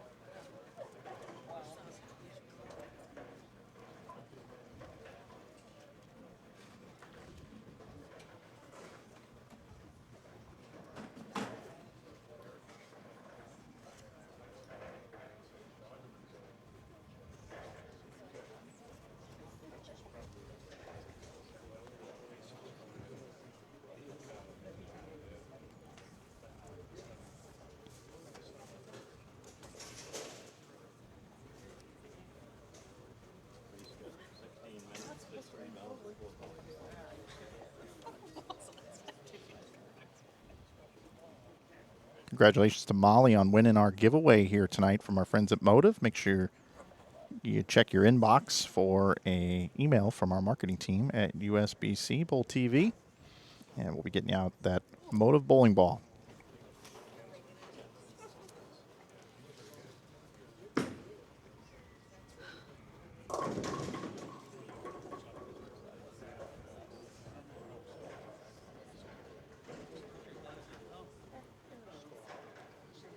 Programming update. I mentioned that Corrine was a mother of 3, and she's actually a mom of 4 now.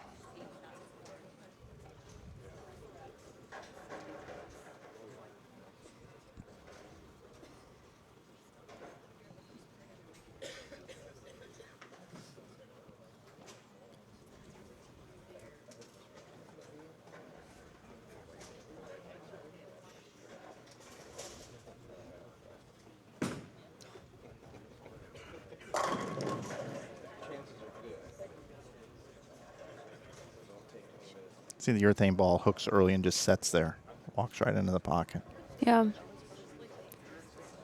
It's a rare shape for women on tour. We're not exactly like the men's tour in the way that when one person throws it, pretty much the whole field is throwing it. That doesn't quite happen out here, but we do have, I would say, at this point, probably about 20 women who will try it and throw it for long periods of time. It just gives you such a consistent ball reaction. I love it. I think when people say like it's hand, it is so helpful. Like the word is escaping me. A crutch, yes. When it's a crutch for people, I don't think that. I don't think we would tell a golfer not to use a specific club because it helps them, to have the best shot that they need to make. I think that urethane is just that. It's a tool that gives you the best reaction possible, and that's the point of bowling. You want to have the most miss room and be able to knock down 10 as often as possible. And so she's going to use that because she believes that's what will be best for her. And on the opposite hand, you have Jordan Snodgrass, who will throw reactive because she believes that will give her the best opportunity to strike. Let's go ahead and take a look at what the players are bowling for this evening. $20,000 on top, $10,000 for second. $85,000 added this week. Kareen has decided to start our match on the left lane. Total prize fund $115,275 here. 28 cashers, 85 shoot up. We had 21 in the PTQ. 19 made it out of the PTQ. Here we go. It's our championship match. A-Cup versus Snodgrass. A-Cup looking for her first title. Jordan looking for title number 6. Who's gonna walk away with the title and 20 grand here at the PWBA Bowlers Journal Waterloo Open? Let's give these ladies a huge round of applause.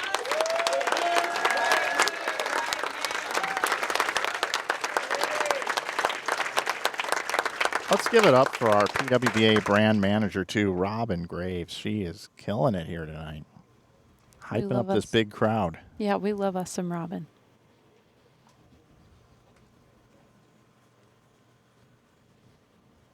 So as you mentioned, 31-year-old nurse starting on the left lane, Kareen Acuff.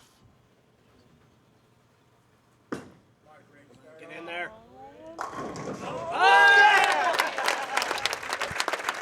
How about that 6? Popping off the wall there. Barely getting that 10 out. She had a little sigh of relief when she got back here and she grabbed her water. She smiled. What a great start to your first standard event title match. Like you said, made the show with the Queens. It's a whole different animal. Bowling for a major, live TV, very different. Here you can take your time. Snodgrass with a light mixing strike on the right lane.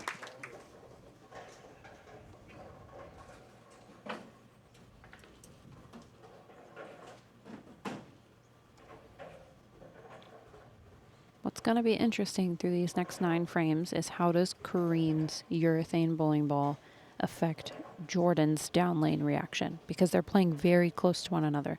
We wouldn't be having this conversation if Stephanie Zavala would have won, because most of her bowling ball's reaction wasn't happening in the same zone. But Jordan and Kareen, very close.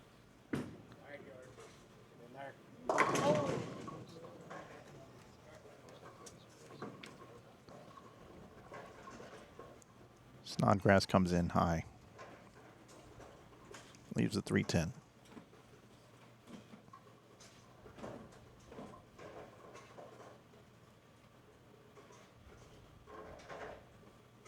That was up the lane.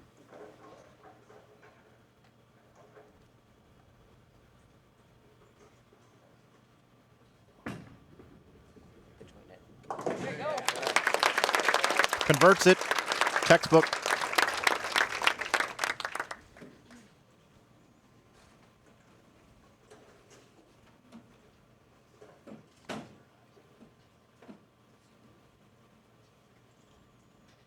Has Frank changed seats? Yeah, they both did. They both relocated. They were right in front of us, but now they're to our right. Some people are superstitious about those things. I'm just pointing it out.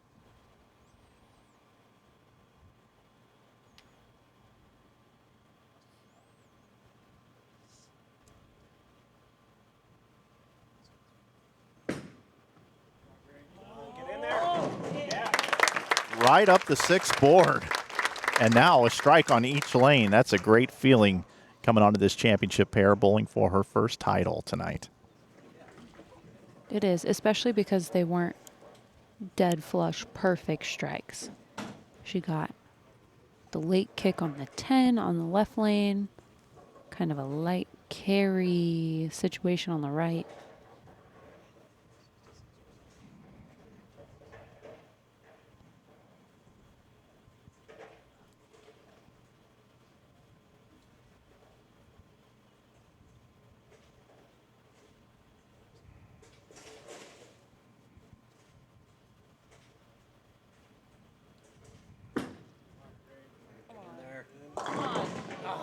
It laid there.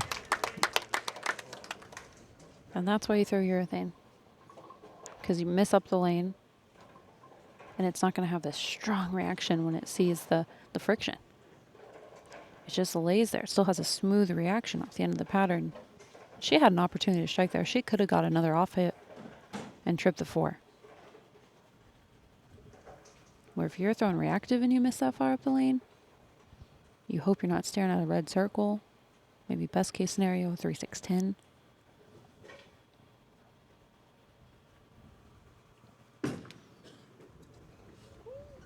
Important to note that Corrine did just switch back to 15 pounds. She did that about 2 weeks ago. She went through the first few stops throwing 14 pounds. Felt like she was throwing it too fast. So she made the switch back to 15, drilled 18 bowling balls. Brought 9 with her last week, I believe, to Cleveland. Husband drove up the rest. Yeah, husband Derek, pro shop operator. Thanks for drilling 18 balls for your wife. She appreciates it. To only throw 1 this Right. week, really. Snodgrass answers on the right lane.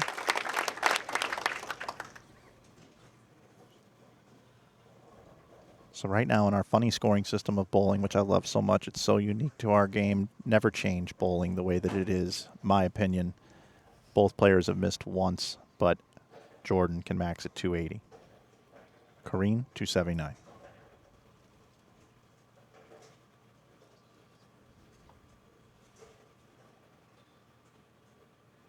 Split conversion for Snodgrass, the 310, and Corrine leaves that 4-pin. Here's Snodgrass up in the 4th frame on the left lane.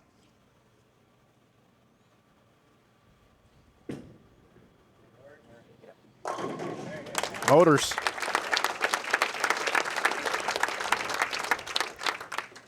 Way better shot on that left lane than the one where she left the 310. Just a bit more shape in the body of the lane. Gives the ball time.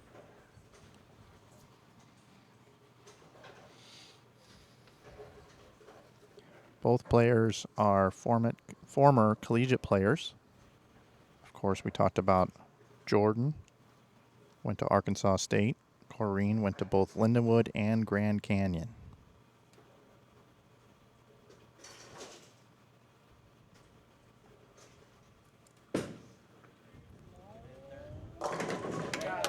I loved bowling against Corrine in college.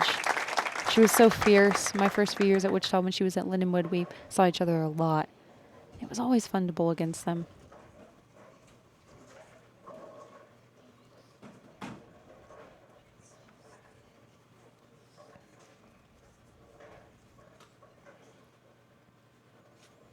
She's getting those pins to dance. Great carry percentage so far. 3 for 4, and the 4-pin she left was left to target.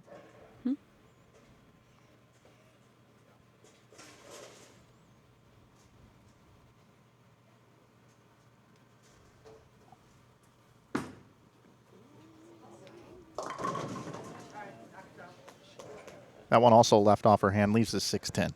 Yeah, and she knew that one didn't have an opportunity where The one in the third frame, she knew, oh, that one's got a chance to strike. It was not her best, but not bad enough to not hit the pocket. This one left of target the whole way. She knew it. A bit annoyed with herself.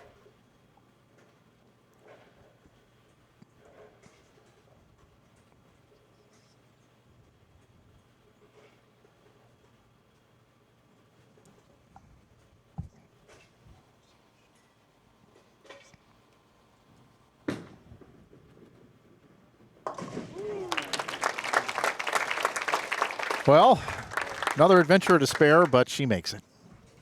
Ball did hit both pins. Spears feel like those goofy side quests on video games right now. You're not wrong.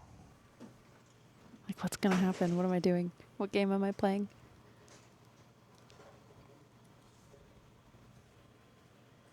Snodgrass stepping up here in the fifth, looking for a triple.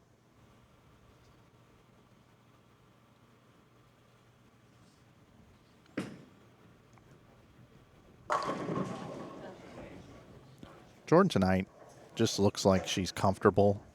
Looks like her game is just 10 out of 10 tonight. Fundamentally sound, arm out for balance, staying down to the ball, at least exits the pattern. Ball within her game. Getting that win in the last match, I think, made her a lot more comfortable here in our championship match. What do you think of this shot? I thought it was great.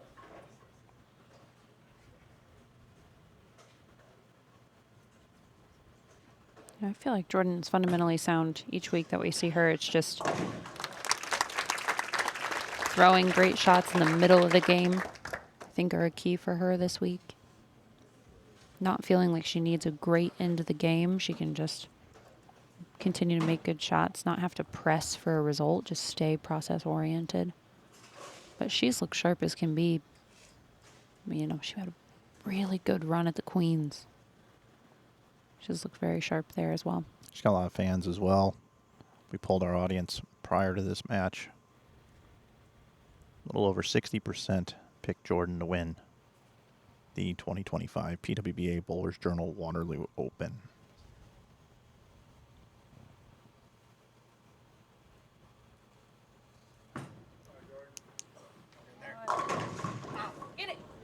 She's going to roll it, and she does. Nice slow rack. There's that smile.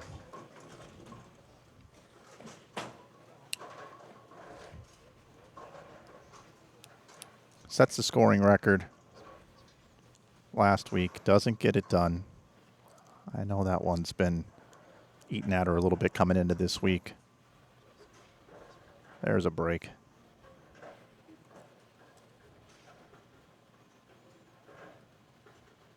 Some might call that the power ball.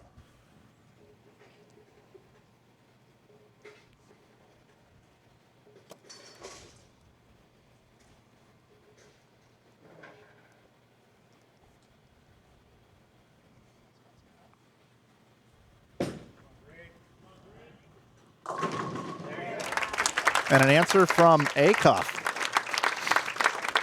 Boy, she's got a great look to the pocket too tonight.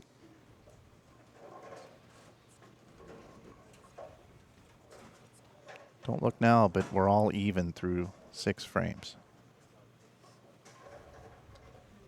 259 the max score for both players. If you're just tuning in, championship match here from Waterloo, Iowa, Cadillac XBC Extreme Bowling Center.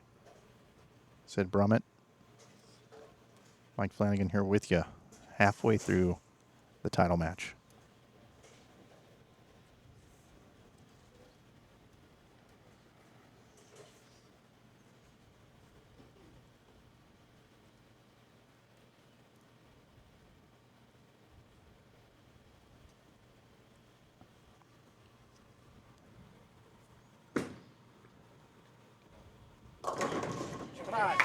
How about that? Well, she didn't miss left on that one. No, she did not. She said a quick thank you to Felicia Wong for the fan. That's why the second one struck, she said. We've got a great match here. That was what, 6.5 at the arrows? 5 and the 7 collapse.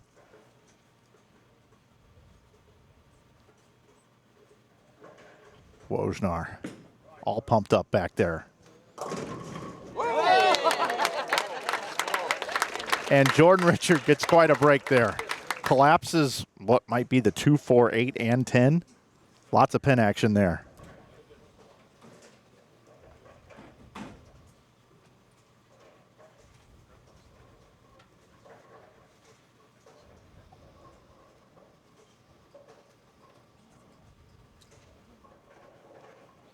What a great replay of this. Hit them thin, watch them spin.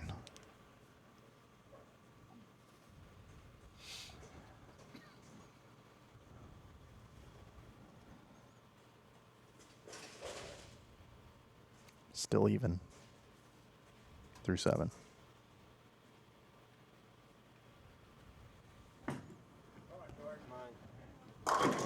That ball faces up. She's locked in now. This thing is coming down to it. This could be a finish for the ages, Sid. It could be, that's for sure. The question is, what's Jordan going to do on the right lane in the 9th frame? That's the question. Because the last one almost 2, 4, 8, 10. You know, she has to wonder in this moment, was it just a little firm? You know, like the 210? Is it the lane changing? Now, if you're Corrine, you got to be thinking to yourself, she's been watching Jordan Snodgrass out here bowl so well for so many years. Powerful strike ball, and then she's getting some hits that are a little questionable.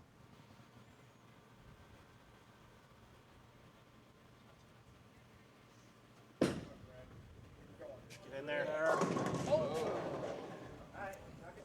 Comes in light for the 2, 4, 8.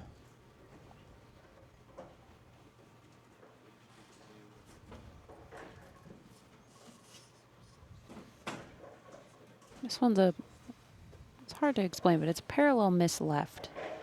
And so what happens with urethane when you miss and it's in the volume, when it's in the oil, and it doesn't see friction, it never slows down, it doesn't hook. We saw Jordan come in and be equally as light the last time on that lane. Her using reactive resin and having a higher rev rate, she was able to get the lucky break. Corrine not as fortunate here.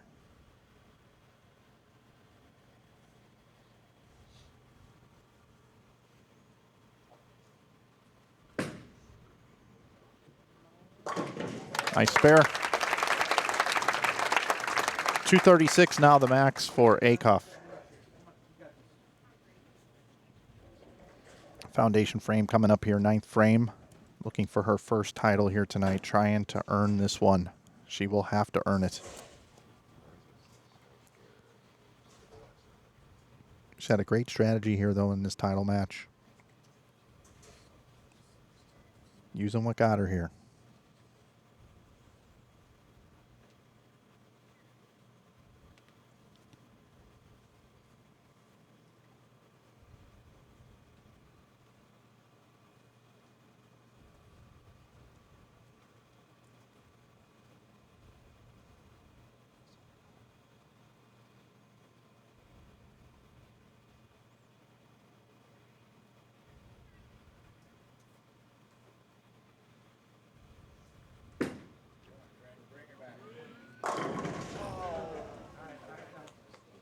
Didn't like it off her hand. Fell off balance. Yeah, she looked down immediately at the approach. Still hit the pocket.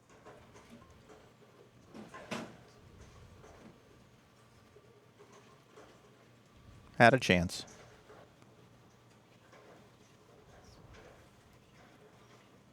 $225 the max with a spare.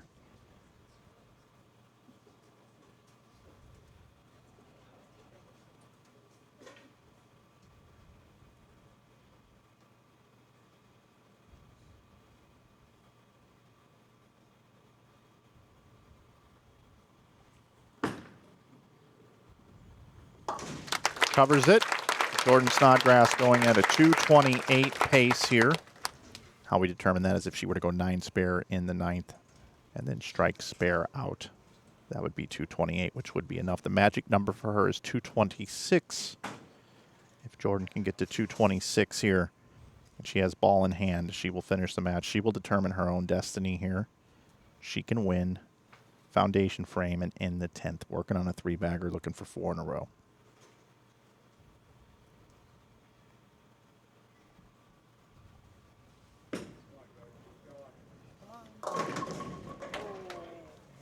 Light again.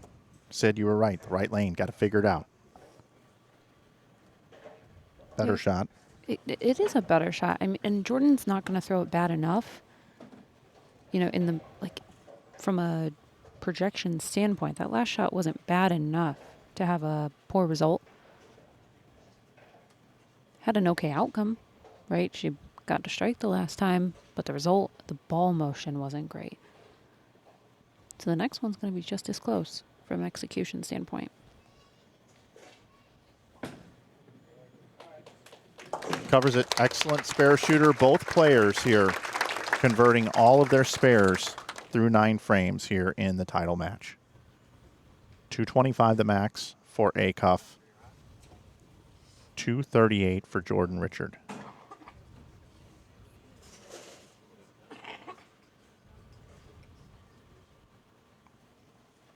It's tough for me to not call her Jordan Richard. Shout out to the Richard family watching at home. It's Jordan Snodgrass.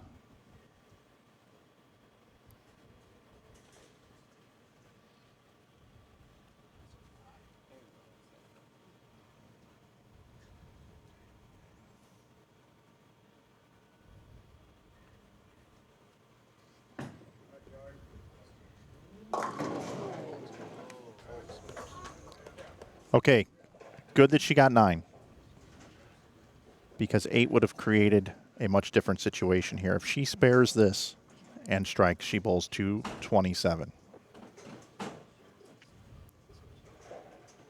She needs 226 for the win. Must spare. Spare and 9.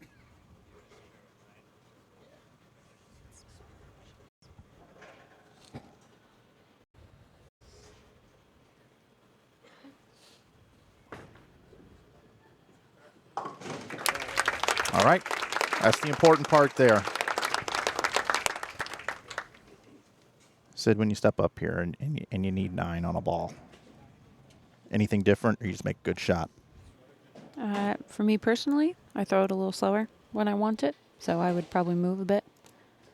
Okay. But I think it's important for every player to know what their miss is. So it could be dependent on the player, but you should just stick to your process and know what you need to do, and then get up there, breathe, execute.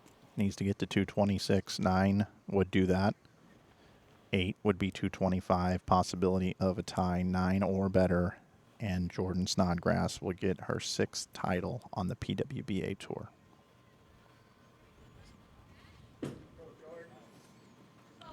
Yes. 10 is a win for Snodgrass. Title number 6 on the PWBA Tour.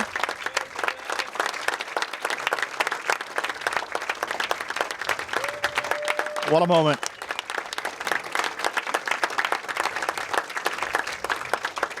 She wins her 6th on show 26, her first title with her married name, Jordan Snodgrass. Your winner in Waterloo.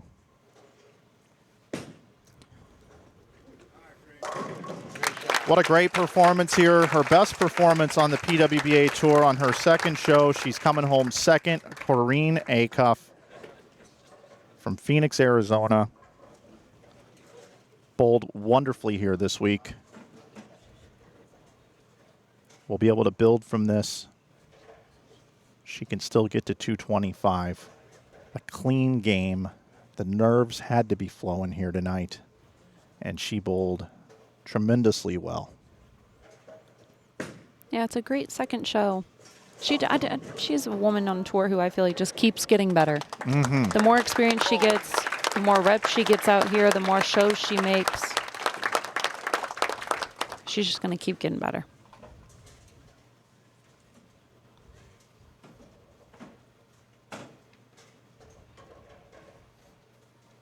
Final ball, the event shout out to Waterloo.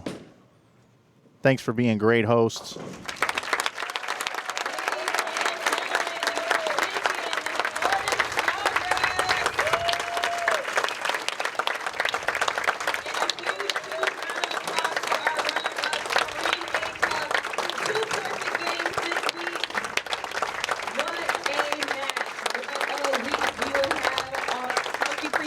Here momentarily. Mic check, mic check. Okay.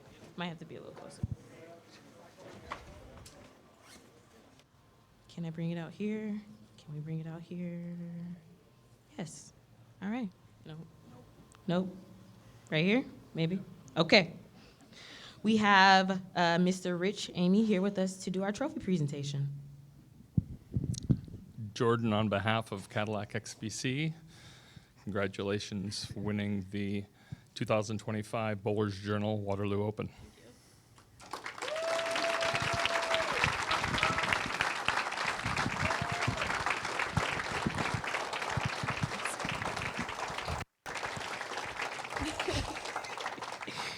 Jay Snots.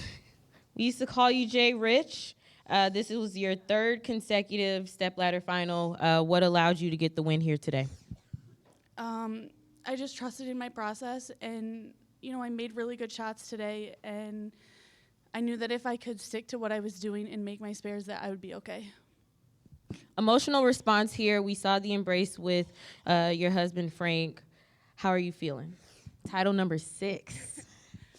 I feel like a weight has been lifted off my shoulders. You get so far, and you work so hard to get here, and you lose, and it sucks. But this just does it, and this is why I keep coming back, and this is why I work so hard for this feeling. So yes. You had a busy off season. Kind of started last season. A lot of big life changes. Obviously, you got married. Your twin brought you another niece. A lot of great things happening in the Richard household. And so how has that happiness and just where you are in your personal life translated to your game? Over that time, you realize that bowling is just what I do and a part of who I am. It's not what makes me me. And I'm forever grateful for them, and I wish they were here, but I know that they're all watching and just as excited as I am. Well, we definitely know the Richard family is watching. Any words that you would like to say to them and anyone else you would like to thank? I want to thank Rotogrip and Storm and my ball reps and my husband and all my friends that stand behind me so I can do what I do. And I love my family. I guess I have to buy you a new banner now, right? Ladies and gentlemen, your 2025 PWBA Bowlers Journal Waterloo Open champion, Miss Jordan Snodgrass. Congratulations once again.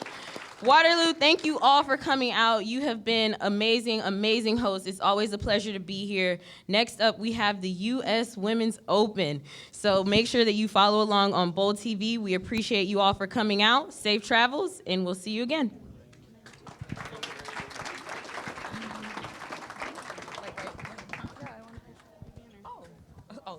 Okay. Sure. Okay. The end of an era.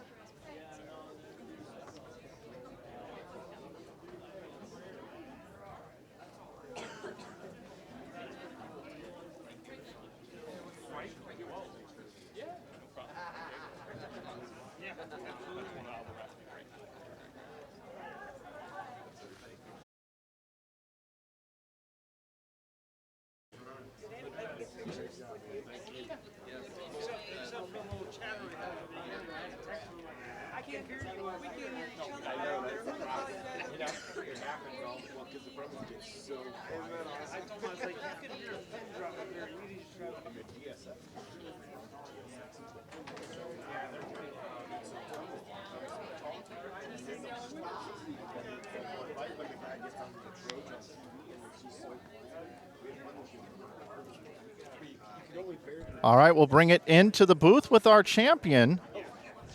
I can't call you Jordan Richard anymore. They were beating me up on the broadcast here. Jordan Snodgrass gets the win, first time as a Snodgrass. How's it feel? Good. Very, very good. That's all I got. That's all you got? That's all I got. We talked a little bit earlier down there. Yes. I like to see you out there in a good mood and smiling. You're one of the best bowlers on this tour, one of the I best know. talents And we've I ever smiled for you, and then I 210'd. So I turned the smile right off real quick. seen. Jordan, you got the win. I did, thank God. You set the scoring record last week. Yeah. Which was incredible to watch. Yeah, Said it was that fun. performance last week that she put on was incredible. It was incredible. And then again, we have to think back to the Queens. Yeah. Because the Queens was incredible too. You had a Yes. really late run there. Yes. Compound that with Cleveland. And now we come in here this week, you're throwing it as good as ever.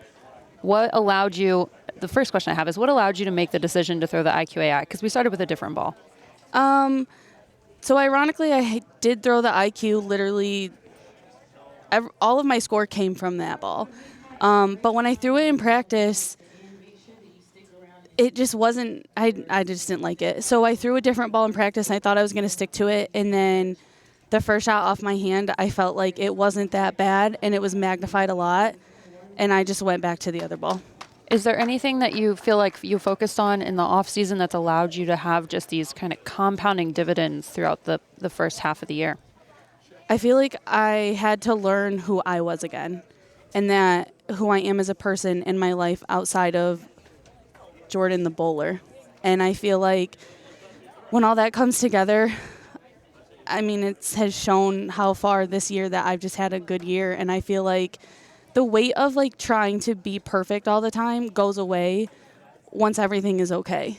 And I feel like I've learned to understand that, just like I said, is bowling is just a part of what I do, not who I am. And I feel like I've really accepted that.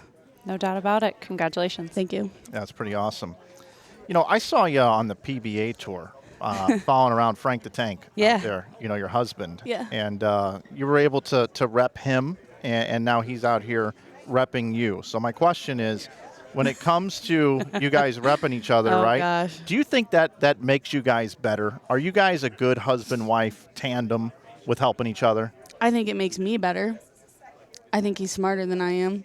I have a hard time sometimes. Boy bowling is hard to understand, and I feel like sometimes when he's like looking for my help when I'm watching him, I don't have the answer because I just don't know. And I think he's just a lot smarter when it comes to watching me, and I feel like it truly benefits me. Yeah. And I'm lucky, and I'm so grateful that we have the life that we do, that he can come with me. Yeah, that is really, really cool. Yeah. So you talk about your personal life a little bit. Yeah. What's clicking in your personal life for you? I'm just happy. I'm at a really good place in my life, and I have a really good family that always stands beside me, and I'm just lucky, and I'm just really grateful. Yeah, we can tell. 2023 Player of the Year.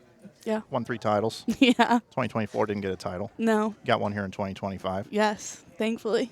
You were, I have the points up right here. You were third in points. This win's going to help you out there, headed into the U.S. Open. Yes.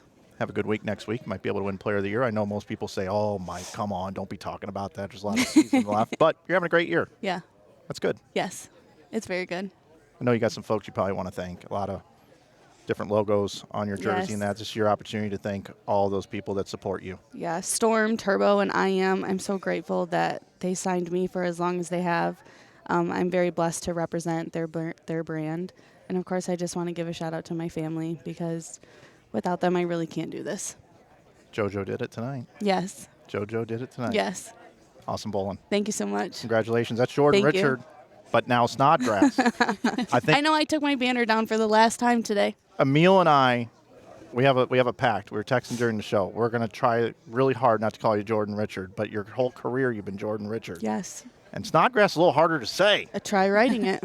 I know. It's horrible. I know. I feel like you gave up on it because you gave up on Jordan. Now you just got this No, slight it's little just J. J. Yeah, It's just just a the J with the It's too long. Yeah. They asked me what I wanted on my banner, and we can't fit all of it. So, unfortunately, the J Rich has come down. It's official. It's an end of an era. And it's okay if Emil and I every once in a while slip up, you won't be offended? No. Okay. I'm That's used all to that the matters. J Rich. That's fine. J Rich, J That's fine. Snods, whatever. J Snods. We're kind of rolling with that one. There you go. Congrats again. Thank you so much. Congratulations. Thank you. All right, everybody. That's Jordan Snodgrass. 6th title. First as a Snodgrass. We're all happy for her. That's going to do it for tonight's coverage. Sid, your final thoughts. I think Jordan Richards is going to be Jordan Snodgrass. I did it to get you. it. It was Oh, my man. fault. My fault. I've known her since we were like 14. You got to give me the I know it. the pass too. Oh man. No, I think Jordan Snodgrass is, I said it about Way last week. I think Jordan falls in the same boat. They're both as sharp as I've ever seen them. And I don't think that it's just them that made them sharp. And what I mean by that is I think the women's tour, this ladies' tour is as great as it's ever been. And every woman out here is elevating one another to be better. And there are players who are some of the best in the world. Jordan Snodgrass, New Way Finn, so many different players that are making sure you have to be better every single week.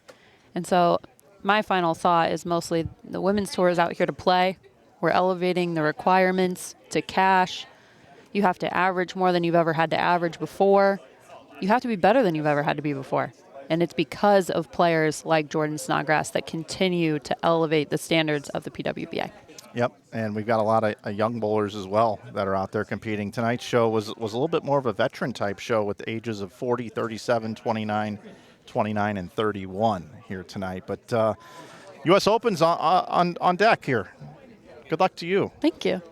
Maybe I'll be able to watch from home. Emil will be back for that one, and I'll be able to watch you make the finals. And, of course, that'll be on CBS Sports Network. Oh, yeah. Wish you all the luck there. Thank you. I'm excited. Folks, that's going to do it for tonight's broadcast. Really enjoyed being part of the PWBA the last couple of weeks out here, filling in for Emil Williams Jr. Appreciate the opportunity to be here and call the action with yourself, Sid, and all the other great folks that work here on Bowl TV. But that's going to do it here from Waterloo, Iowa, my second home away from home. And we want to thank our friends here at Cadillac XBC one more time, the Amy family and their entire staff for putting on such a great event. They want to come back in 2027. I don't have any information on that, but hopefully we get to come back then, and maybe I'll be invited back as well.